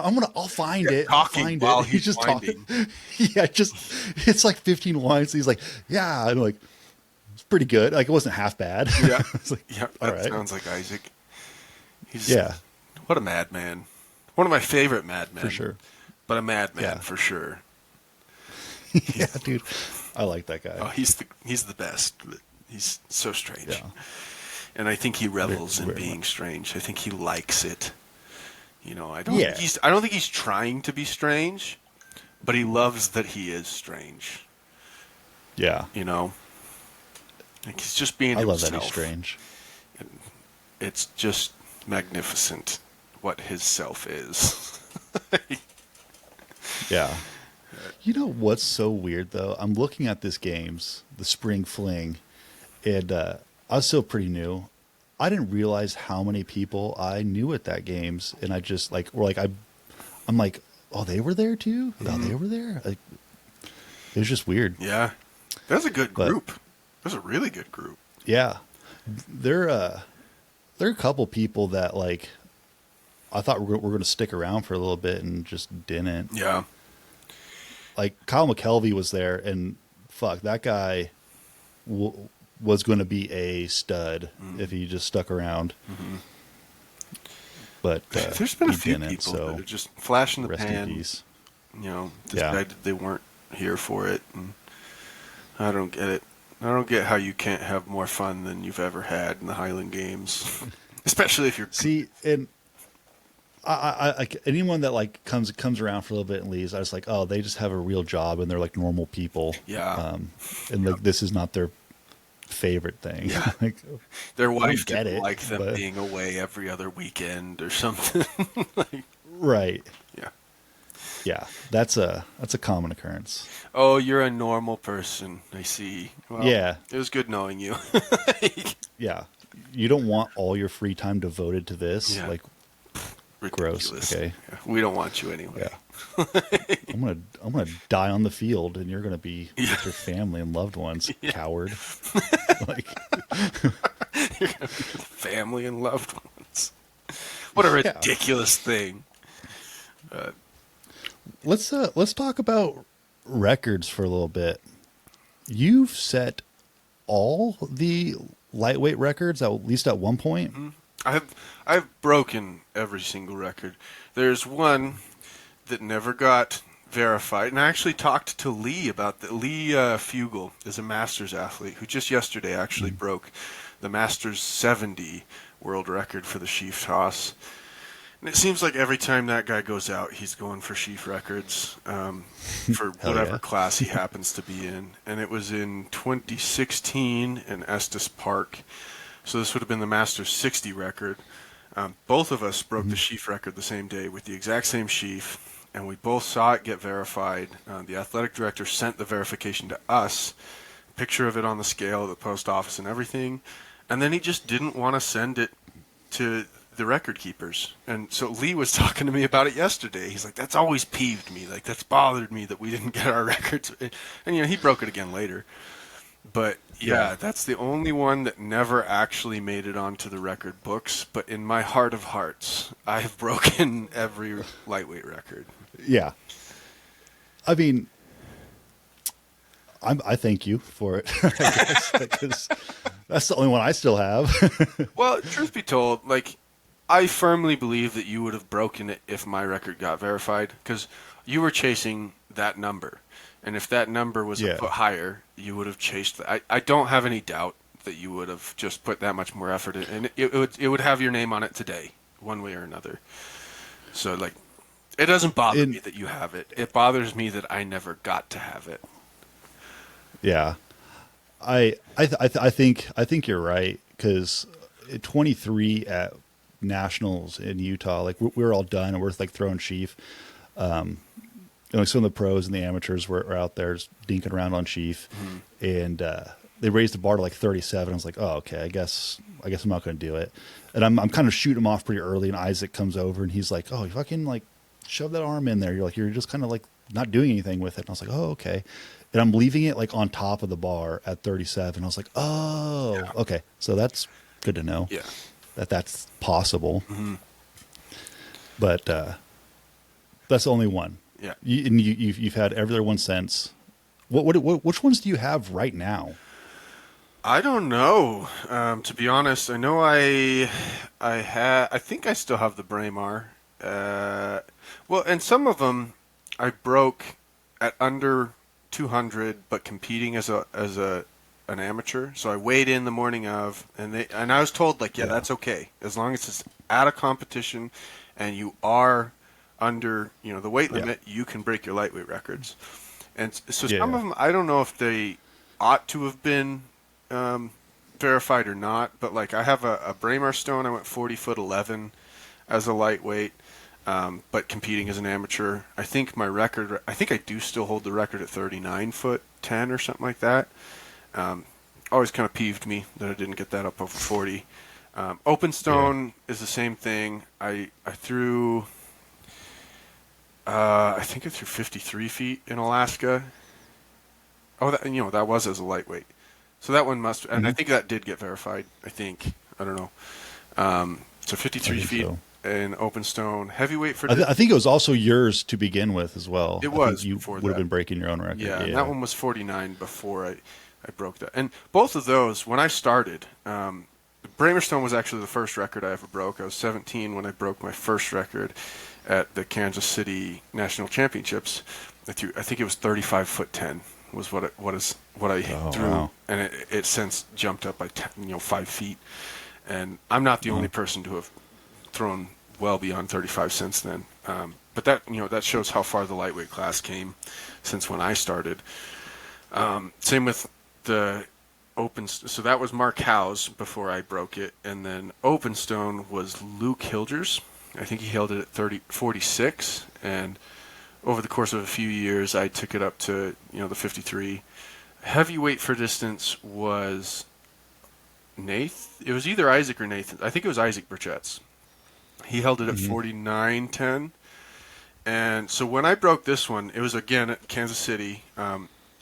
We had moved to the 200-pound class, but I wanted it as a 190, so I stayed under 190. And so I still claim to hold this in a manner of speech. But I threw 52'10" at under 190 in the heavyweight. It has since been broken by Doherty. I think he threw 53 something. See, and I was going to ask, is that still chap your ass like it used does. to? Or It does. Okay. It does a lot. Yeah. That whole year, that year and the following year, that's all I cared about. I wanted to get that heavyweight for distance back, and I kept fouling. I had some throws that they pulled the tape, and it was 55 and a half feet. But I'd foul, and it'd be a little toe foul. It'd be like in a wing trig, my left foot would 3 toes would be over the line. So if I had just been a little more clean and tight, I probably could have gotten that back. And so that still chaps me a little bit because it's my favorite event. Sheaf is the Lord's event, but heavyweight is my favorite event. Mm-hmm. You wouldn't know it looking at my numbers right now, but I love heavyweight with the 56 or the 42. It's just, I love it. yeah. So that one, no longer mine. Lightweight, I threw 77 as a lightweight, and Nick McPhee, I think, went 83 or something like that.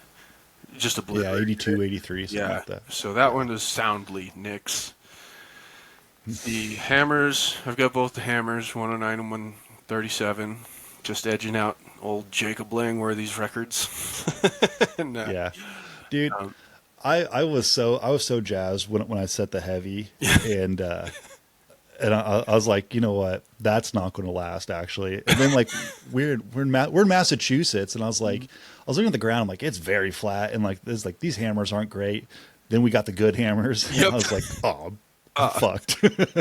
And you beat both of them the same day, and I was like, gummit, that's still my best. Impressive. They were. They were great. Yeah, I threw at Alaska fire. Last couple of weekends. I went 106 and 135, so in the range, but not a lightweight anymore. So I guess that's right. Yeah. But in any case, and both of those were records that we took back from Doherty as well. He broke both of those at Lightweight Worlds as well. So we took those two back. It's just the heavyweight that he still holds, to my knowledge. The heavy hammer changed, because Odin had it for 10 years until Doherty broke it, and then I broke it 6 months later. Then you broke it 3 months after me. That's the most change up any world records had in a. It was rapid, maybe ever in the lightweight class. Boom, boom, yeah, and both of those. I mean, the heavy, when I started, heavy hammer was 98, I think, and light hammer was 121, and they're now up to 109 and 137. So those have changed pretty drastically. More light hammer than heavy hammer. 16 feet on the light hammer is a big difference. And lightweight for distance was also Mark Howes. He had it at 75 even. And then, let's see. So weight over bar, I've broken both spinning and standing. Spinning, I broke in Boise. And this was, I'd never spun before. I literally practiced it once before the game because they told me, we're going to allow spinning. I was like, I'll try it. And it was not high at the time. Yeah, sure. I think I went 18.6 and broke the spinning record by 4. Because it was, I think Jeff Thornton had the standing record at 17.6. And I don't remember the guy's name, but was it Coleman Ballard? He might have had standing before Jeff broke the stand. I don't remember. But in any case, it was 18.2 or something like that. So I threw 18.6, and it was probably a foot over the bar, and then I just couldn't keep it when I went for 19 6 or something like that. Just couldn't keep it between. But that was the first and last time I really threw spinning wob. I think I fiddled around with it a couple more times. So I was like, I don't really care. Yeah. So I broke that, and it has since gone up to like, what, 21 or something like that? I don't know. I don't pay attention to spinning wob. It's cool, but I don't care. I like to think spinning wob should be just wob, right? Like, I don't think it needs to be 2 records. It feels silly to me. You put it over the bar with one hand, but it's not traditional. I'm like, I don't know. Neither is sheaf, but here we are. So yeah, and you know what? Neither is throwing stones. They've been throwing balls, like cannonballs, before we ever started throwing stones. So you want to talk about traditional? The argument that we throw stones because they're traditional is a load of bullocks. They threw balls of steel before we ever picked up stones. There's what a reason modern Highland Games. There's a reason why the weights are what they are. For the stones. That's cannon size. Like those. Yep. That's shot. That's cannon shot. But whatever. I don't want to. Yeah. It gets tiresome. Like arguing about how the modern Highland Games started and like where it started, because we know like what they were doing before 1812 was not Highland Games, because there's a long gap between 1812 and the stuff like that they did before. They were doing a lot of nothing in between there because they couldn't. They weren't allowed to. They weren't allowed to do anything. But like a race up a hill does not make a Highland Games. That is not a Highland Games. Vendors in a public market do not make a Highland Games. The 9 events, or 8 if you go back, were started in 1812. Yep. Like that's what we were doing. Yep. It's not any time before that.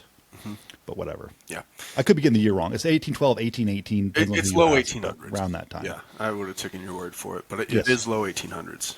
But yeah, the traditionalism argument is silly to me. Like, I think there is something of value to hold, to some traditional standard. But as far as, like, what implements are acceptable, I don't really care. Like, yes, we should have to wear kilts. I think that's important. That's an important traditional aspect of it. Yes, it should be at a Scottish festival. I think backyard games are fine, but to have a full, true games, you should have the Scottish festival. And I don't think that discounts backyard games and says they're not real Highland Games. I just think if, we should strive for at least, the big ones to include the culture of the event and not just the athletics. Sure.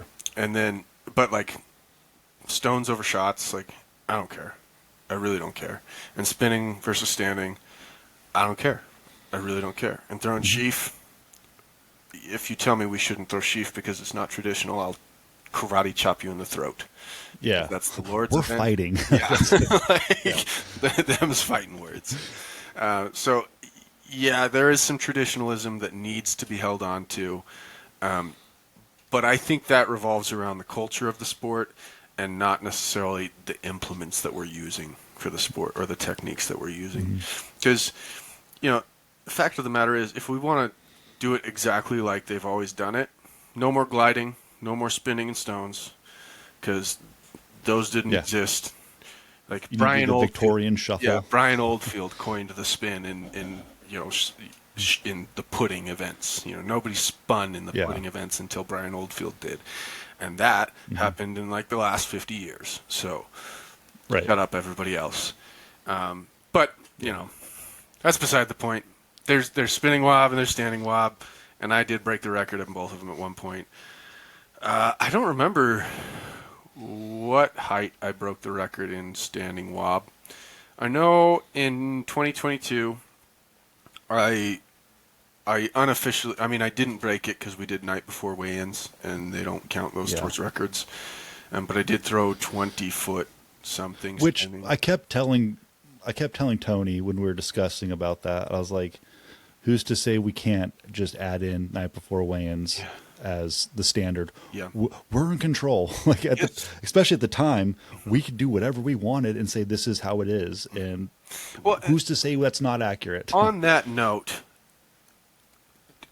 morning of weigh-ins suck for the Highland Games. Like, it's a mistake. You're asking somebody to go outside in the heat for 8 hours a day, and you want them to do it all dehydrated and shit.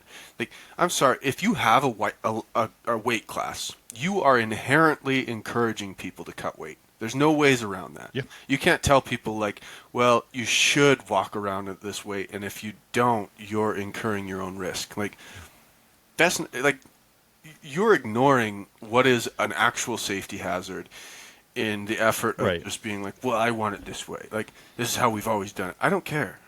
Do the safe thing. Allow for night before weigh-ins, and it really doesn't make a difference. It really doesn't make that big. I mean, people, if you think that world records are going to get shattered because of night before weigh-ins, like, let them. I hold half of them. I don't care. Let someone break my record because they got to throw the night before. I really don't care.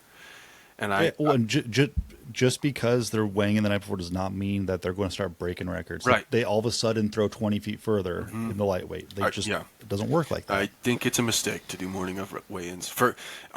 You could make the argument for some sports, but in the Highland Games, we are out on a hot field for 8 hours a day. You are inherently encouraging people to dehydrate themselves by doing weigh-ins morning of. The last thing you need is some lightweight, getting heat stroke. It's not worth it. Let them do it night before. Masters do it. Yeah. What's different about them? Because they're old, they need more allowances? No, they don't. Let Half all the the lightweights are masters as well. Yeah. Yeah. If you look at lightweight nationals this year, I think they're all masters. Like Jeremy Irvin, maybe Jeff Thornton. I don't know how many others, but yeah. Shane Sutherland. Yeah, all is he a master? Shane, yeah. Oh, I still haven't met Shane. I've seen his name about 1 million times, and we always end up because he'll take an off year in the lightweights, and I'll be competing as a lightweight, and then I'll decide to do a different thing, and he'll compete as a lightweight. I don't think maybe I have met him, and I don't remember it, and maybe I'm being a dick by not remembering him. Sorry, Shane, if we've met. But I don't think I've ever met Shane. He's listening. Yeah. But, I never got the opportunity to meet him, I think. And I would like to, because he's a great thrower. Yeah. But I had no idea. I didn't know anything about him.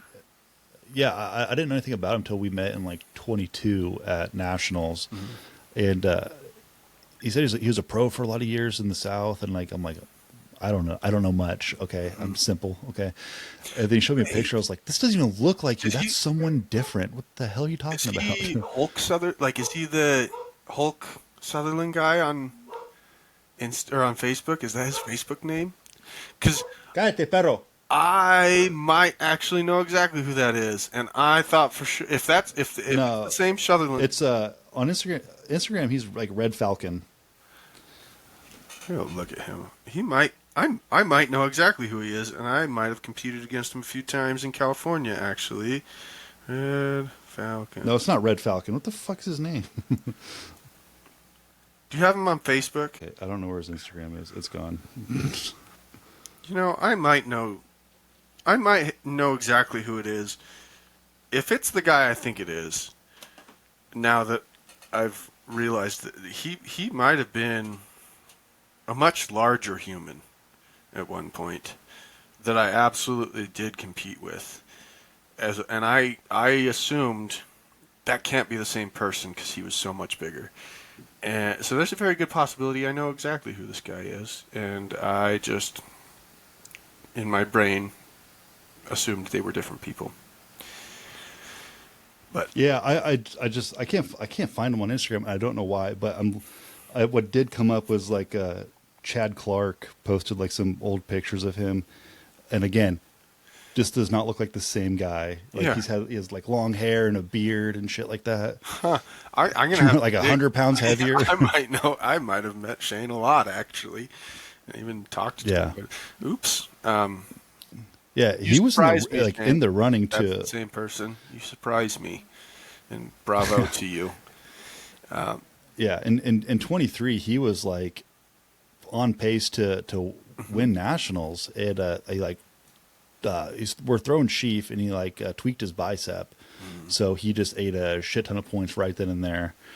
And but then Greg was like just right on his heels. So like, yeah, because Greg ended up winning. Yeah, I got second, right in front of Willis by half a point. Oh man, which is kind of my MO. He was not happy. I PR'd on Wob, and he did not. And that's all I needed was just that little edge. And I'm not good at like keeping score throughout the day, so I have no idea what's happening. I just wait for Tony Barrasso to come up to me and be like, "Hey, this is what your numbers are." I'm like, "Okay, thank you." I don't know if that might hurt me right now. I don't know. But like, so he's like, I mean, just don't mess up. Like you're doing great. And I was like, "Okay, thank you." Don't say that. Don't tell me not to mess up, because now that's exactly what I'm going to do. Yeah, I'll do it. Watch I me. love Tony. He's the man. But yeah, you took second over third by half a point at nationals and at Worlds that year. Then that would have been 23 would have been. Oh, 23 is when you did that at Worlds. Yeah, 22 was half a point for second to third, and then 23 Worlds that year I was gone. Nationals, I think I was in 23. I was easily in second. I was not far off of Greg. He's just so consistent that I have a hard time competing against that, which makes me so fucking mad because I just can't do it like that. Yep. And he's a great. Yeah, thrower. He's very technically sound and very consistent.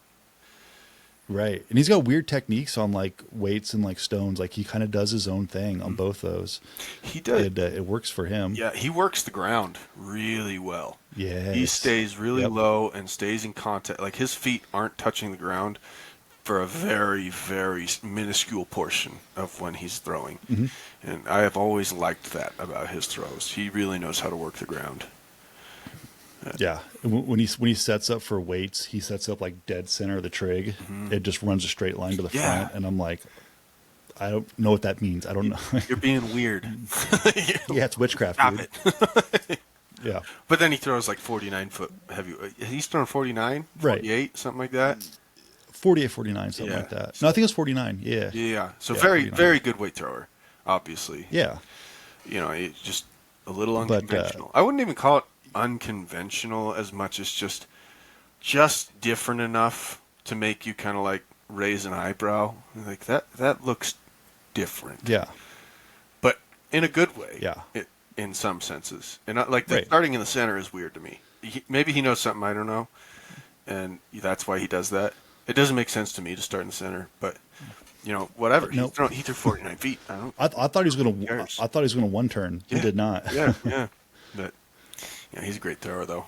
But but then 2023 Worlds, it was half a point between me and him, and we had to go to a tiebreaker because we were that close. Which, you know, and as I tell everyone, like I didn't win Worlds that year, but I got what I was going to get. Like I had to work my ass off for that. Like no one was touching you. You were in your own little world doing your own thing, and you're trying to have an 8-point day, and I said no, sir. Yep, you ruined my day.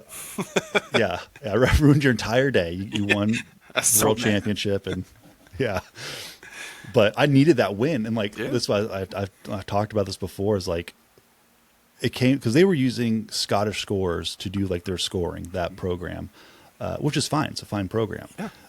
My biggest fault of that program is the fact that if there's a tie, they have a mechanism in there, a button that says break all ties. And it just goes to caber. Whoever did better on caber gets, or the other person gets a point to break the tie. And don't love it. I wasn't looking at the scores and like all day long, like the points. And my brother was with me, and he's like on Scottish scores. He's like, you might have gotten second. And he's like, well, I don't know. It kind of changed. And he's like, well, I don't know what it says now. And then my family's texting me.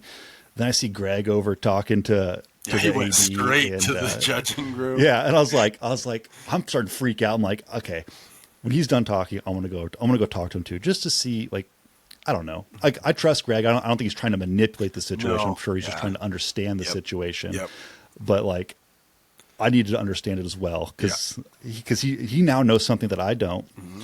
And so I go over and talk to Polly, and she's like, "We're going to go back to the booth and we're going to re-enter the entire day." So I sat there and watched them hot finger the entire day, and they're like, "Okay, now there's a tie," and I'm like, "Oh, okay." Now we click this button. It says "break all ties," and bing, they clicked it, and I was like, "Whoa, hold on now." What's that button What is do? that? Yeah. What does that button do? And they told me like they Flips use a coin. Caber, whoever had a, yeah, yeah, it's a little thing. But they looked it up and they're like, yeah, use this Caber to break the tie. And I was like, ooh, I hope this doesn't bite me in the ass. But we all decided that no event is worth more than the others. As a group, 2022, we kind of laid out like what rules are and things Yep. like that. And they're like, what do you guys do? And I was like, well, we use countbacks. Whoever had the most first place event wins. And thanks to you, on multiple levels there, I won Caber and Greg won nothing else. And so I got that extra placement. One first place. Yep. Yeah. That's all it took. It's just all it that took. one. You're welcome. Dude. But yeah, I mean, like, I guess in my mind, like, I didn't win, but like, I had the same feeling of winning because like of what it took to get to that point. Yeah. And I don't know, shit feels good. Absolutely. I was about to cry up on stage because I was so excited. Yeah, I did. I was sitting there like, oh, don't do it, don't do it. Everyone's looking at you. That's Yeah, funny. I remember leaning over to you like I'm about to cry. Yeah, I think I remember that. Yeah, that shit was good. Yeah, that's a good feeling. But that was a fun day. But Yeah, they're back in Idaho this year. they are. So I actually am. It's the weekend before your games, if I'm not mistaken, and it's not far from where I live. No, it might be actually the same day. I'm almost positive it's the same day. Because I did not factor in the lightweights. I looked at Masters World Championship because like that's also in October. Right. I might. Need I think it might actually be the same day. Because I was intending. I was under the impression it was the weekend before, and if it's not, I'm competing at your games, so I'll go to your games. But if it is the weekend before, like I had assumed, I was planning on going up there to do some judging / emceeing for the lightweight worlds, or some respect of showing face and being a part of the world championships without competing in it, just for funsies. But Yeah. maybe I won't if that's the case. That would be a bummer because that would have been fun. But I guess we'll see. See if they're the same day. It was on the 19th last year, so I'm going to assume it's the 18th this year. Well, So shucks. choose wisely. I might have to be the bearer of bad news for Polly. Yeah. Oh well. Maybe next. Yeah, that's October's a tough time to have games. It is. Because like there's Masters World Championship, there's Lightweight World Championship, and also like the season's kind of ending at that point. People are like hanging it up, for the year, which I never liked because like my mind, like if there's a games close to me and it's like November, yeah, I'm doing it. I'm gonna Like, go. Yeah. I'm gonna because I never stop throwing. I don't have an off season. The gym just changes. Like that's kind of how I do it. Like I just increase the volume there, but I'm always throwing 4 days a week at a minimum. But I don't know. Yeah. Different strokes. Strokes, I guess. So yes. So depending on who gets invited to Lightweight Worlds will determine who shows up for my games in lightweight class. I like to think they are related. If they're not going to one, they're going to come to the other. That'd be good. I'm excited for your games. I would like it. That'll be fun. That's my next games. Actually, I mentioned this earlier. Got a lot of time to prepare. I'm looking forward to it. try to be a little I would fat. like to say I'm excited for it. Yeah, I would like to say I'm excited for it. I'm more nervous than anything Yeah.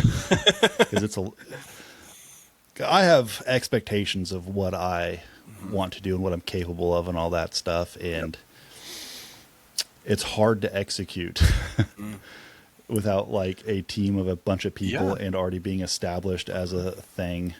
So it's tough. Directing the games is a lot of work, and Yeah. I've not done it myself, but I've been in close proximity to it and assisted in some capacity or another a lot of times, and it is a tremendous amount of footwork, and especially doing it without a whole team of people like you're saying.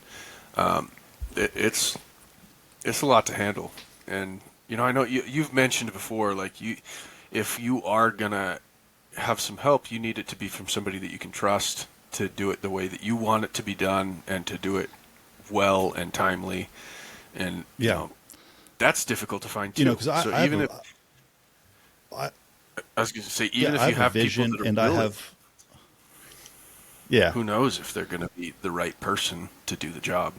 right. Because like I have an expectation of what I'm looking for in a timeline of that I want these things to fall into place, and it's tough to rely on someone else to make that happen when they don't have the same vested interest as I do. Because like I'm attached to this, and like I can't walk away from this.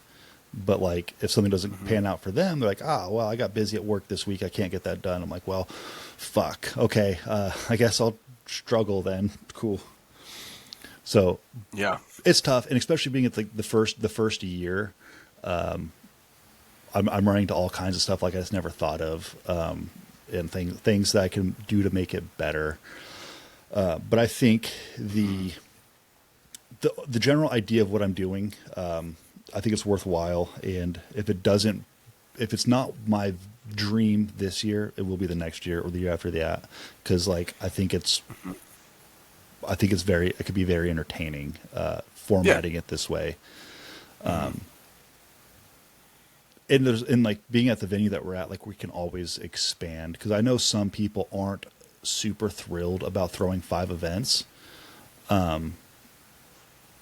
Like some of the amateurs, but like that's the venue. That's what we're doing right now. Next year there is a field right next to it that we're going to use for parking this year, that like could very easily just turn into a Highland Games field, and the pro show goes into the arena, or none of it is. now, but you mentioned throwing off platforms, and I didn't quite hear what you said. But Oh yeah, I'm intrigued. there's some like conversation about whether or not throwing. Oh shit! Drop my device. I'm trying to put it up here so I can look at it. There's discussion of whether or not throwing off platform counts for world records.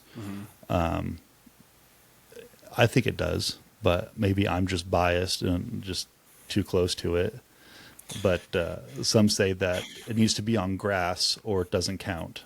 Yeah, And I'm like, I can see both sides to the argument, because I do think I'm relatively positive that with the same stone on the same day, if I threw off of a platform versus grass, I'd throw further off of the platform. So I can see why people don't love it. But at the same time, I can also throw a lot further with the right stone or the right, weight or whatever it may be. So like, unless everything is perfectly standardized, and we want to make sure that every surface is the exact same that we're throwing off of, how do you realistically make that a fair comparison? Like, we can't with the way that we're doing it right now. Nothing is a fair comparison. So right.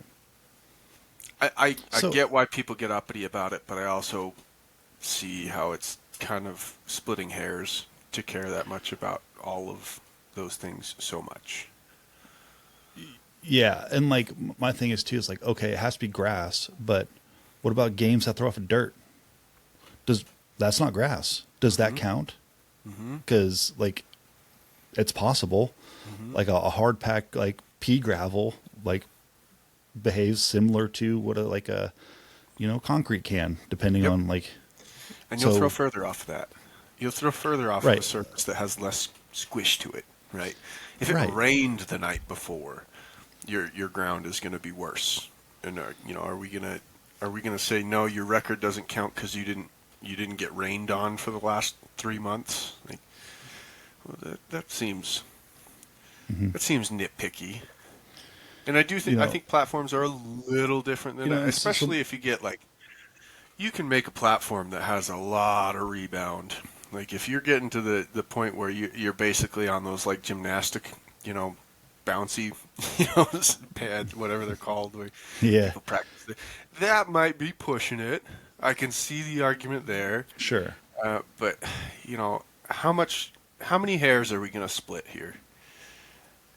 And this is one that I do think is pushing into the gray area, but I'm inclined to not care if it's off of a platform or not. Yeah. I mean, I get it, but also I could be autistic enough to be like, well, what is grass? Yeah. Grass is going to become your special interest. Yeah. Well, I'm like, Kentucky Blue is better than crabgrass for throwing. Yeah, I prefer a nice fescue, if you ask me. But I've even thought about getting because it isn't a dirt field, and throwing off dirt sucks. Even if they hard pack it, like it's 2 throws before you're now just in a soft dirt, and so the platforms are a necessity. But there's a nice sod company in town, and I'm like, can I lay down sod? Like, is that going to will that work? Like, I think Queen Mary did that for a long time. Right. And I'm like, yeah, because they threw off of like a concrete. I mean, they threw on this. It's massive. It's a parking lot. Yeah, it's a parking lot every year. And I think if I heard correctly, like it was like 2 layers of sod, and I was like, it worked. Spencer threw a world record there, so like it must work. It must. That's also like in my periphery is like getting a sod sponsor and laying out like I wonder what kind of grass. expense that would incur though. Like if you could get it sponsored and you didn't pay a dime for it, that'd be one thing. But like if you're looking at coming up with that solution and you're paying out of pocket for it, platforms are way less expensive than sodding an entire field, I would think. Oh no, not sod the entire field, just the trig. Okay. Yeah. Yeah, I guess that's true. Yeah. Because like realistically, like that's $60 to make a 18 by 18 like square of just grass. Yeah, that's fair. Yeah. It might look cooler. I don't know. I'm spitballing ideas. I'm still months out, so like we'll see what happens. Rolling around in the noggin.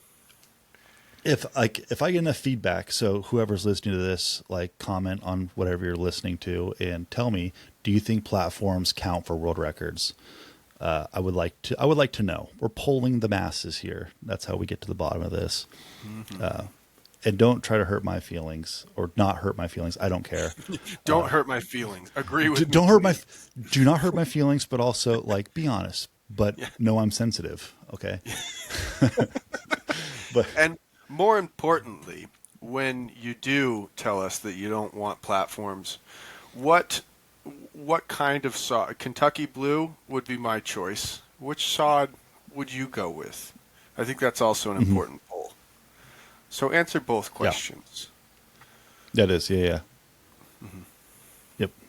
Kentucky Blue is actually the only kind of grass that on that note. So. Yeah, Kentucky Blue, Fescue, Bermuda, Buffalo. Those were the grasses I know. Okay. Oh. And elephant, which I don't think we even have in the States, but at least not natively. For this games. Yeah. Ooh, imported grass. That's so bougie. That would be, that. I'll write it down.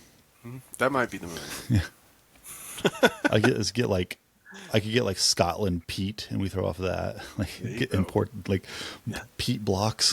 Very, very Scottish. This is traditional. Okay. The rest of you, smoky, American earthy flavor games, to it. You're not traditional if you're not using Scottish grass. Right. No world record counts unless it's on Scott grass. So I'm here for it. Yeah, dude. But on that note, we're coming up on time. Alrighty. Do you have anything you want to shout out? Tell people where to find you, things like that. I guess my Instagram handle would be pretty much the only way. I don't really. I'm on Facebook, but I'm never on Facebook. I have an account, but I never. I'd say that, but I've been kind of peeking around a little bit more lately, just for funsies. Little looky-loo. But mostly, I'm just on my Instagram, which is scott.farr.hg. I did used to have. Not to be confused with Scott.Farr. Yeah. I had to throw .far. I lost access to that one, and so I just made a new one. And I have since regained access to it, but I'm never on it. So if you're following me on that one and wondering why I haven't posted or responded to anything in years, that would be why. Go find me on scott.far.hg. But other than that, that's pretty much the only online presence that I really have. Perfect. All right, guys. That's it. Please sign up for my games, the Free State Highland Games in Lawrence, Kansas, October 18th. If you're going to Lightweight Worlds, do not bother. It's the same day, I'm pretty sure. But if you're not, there's a lot of you guys that are not. Come to my games, October 18th. Sign up on heavyathlete.com. Yeah, it's easy to find. You go to heavyathlete.com and then find games near me or whatever the little blue button is right at the top. You click that. Scroll down to the bottom. I'm one of the last ones there. Don't sign up for the stone lifting one unless you want to stone lift, which you could do both. They will not conflict with each other. So if you are interested in natural stone lifting and want to compete in a 3-event sticks and stones challenge, by all means, jump into that. Just sign up. There's 2 different signups. One's the Midwest Stone Fest. The other one is Free State Highland Games. Please do that. I need signups. All the spots are still available. So no matter what class you are in, we have space for you. And we're not shutting it down until really the week before. So you got some time. I would like to see them sooner because, shirt orders and things like that. So what else is there? That's it. Thanks for watching. As always, throw far. God bless. Boom.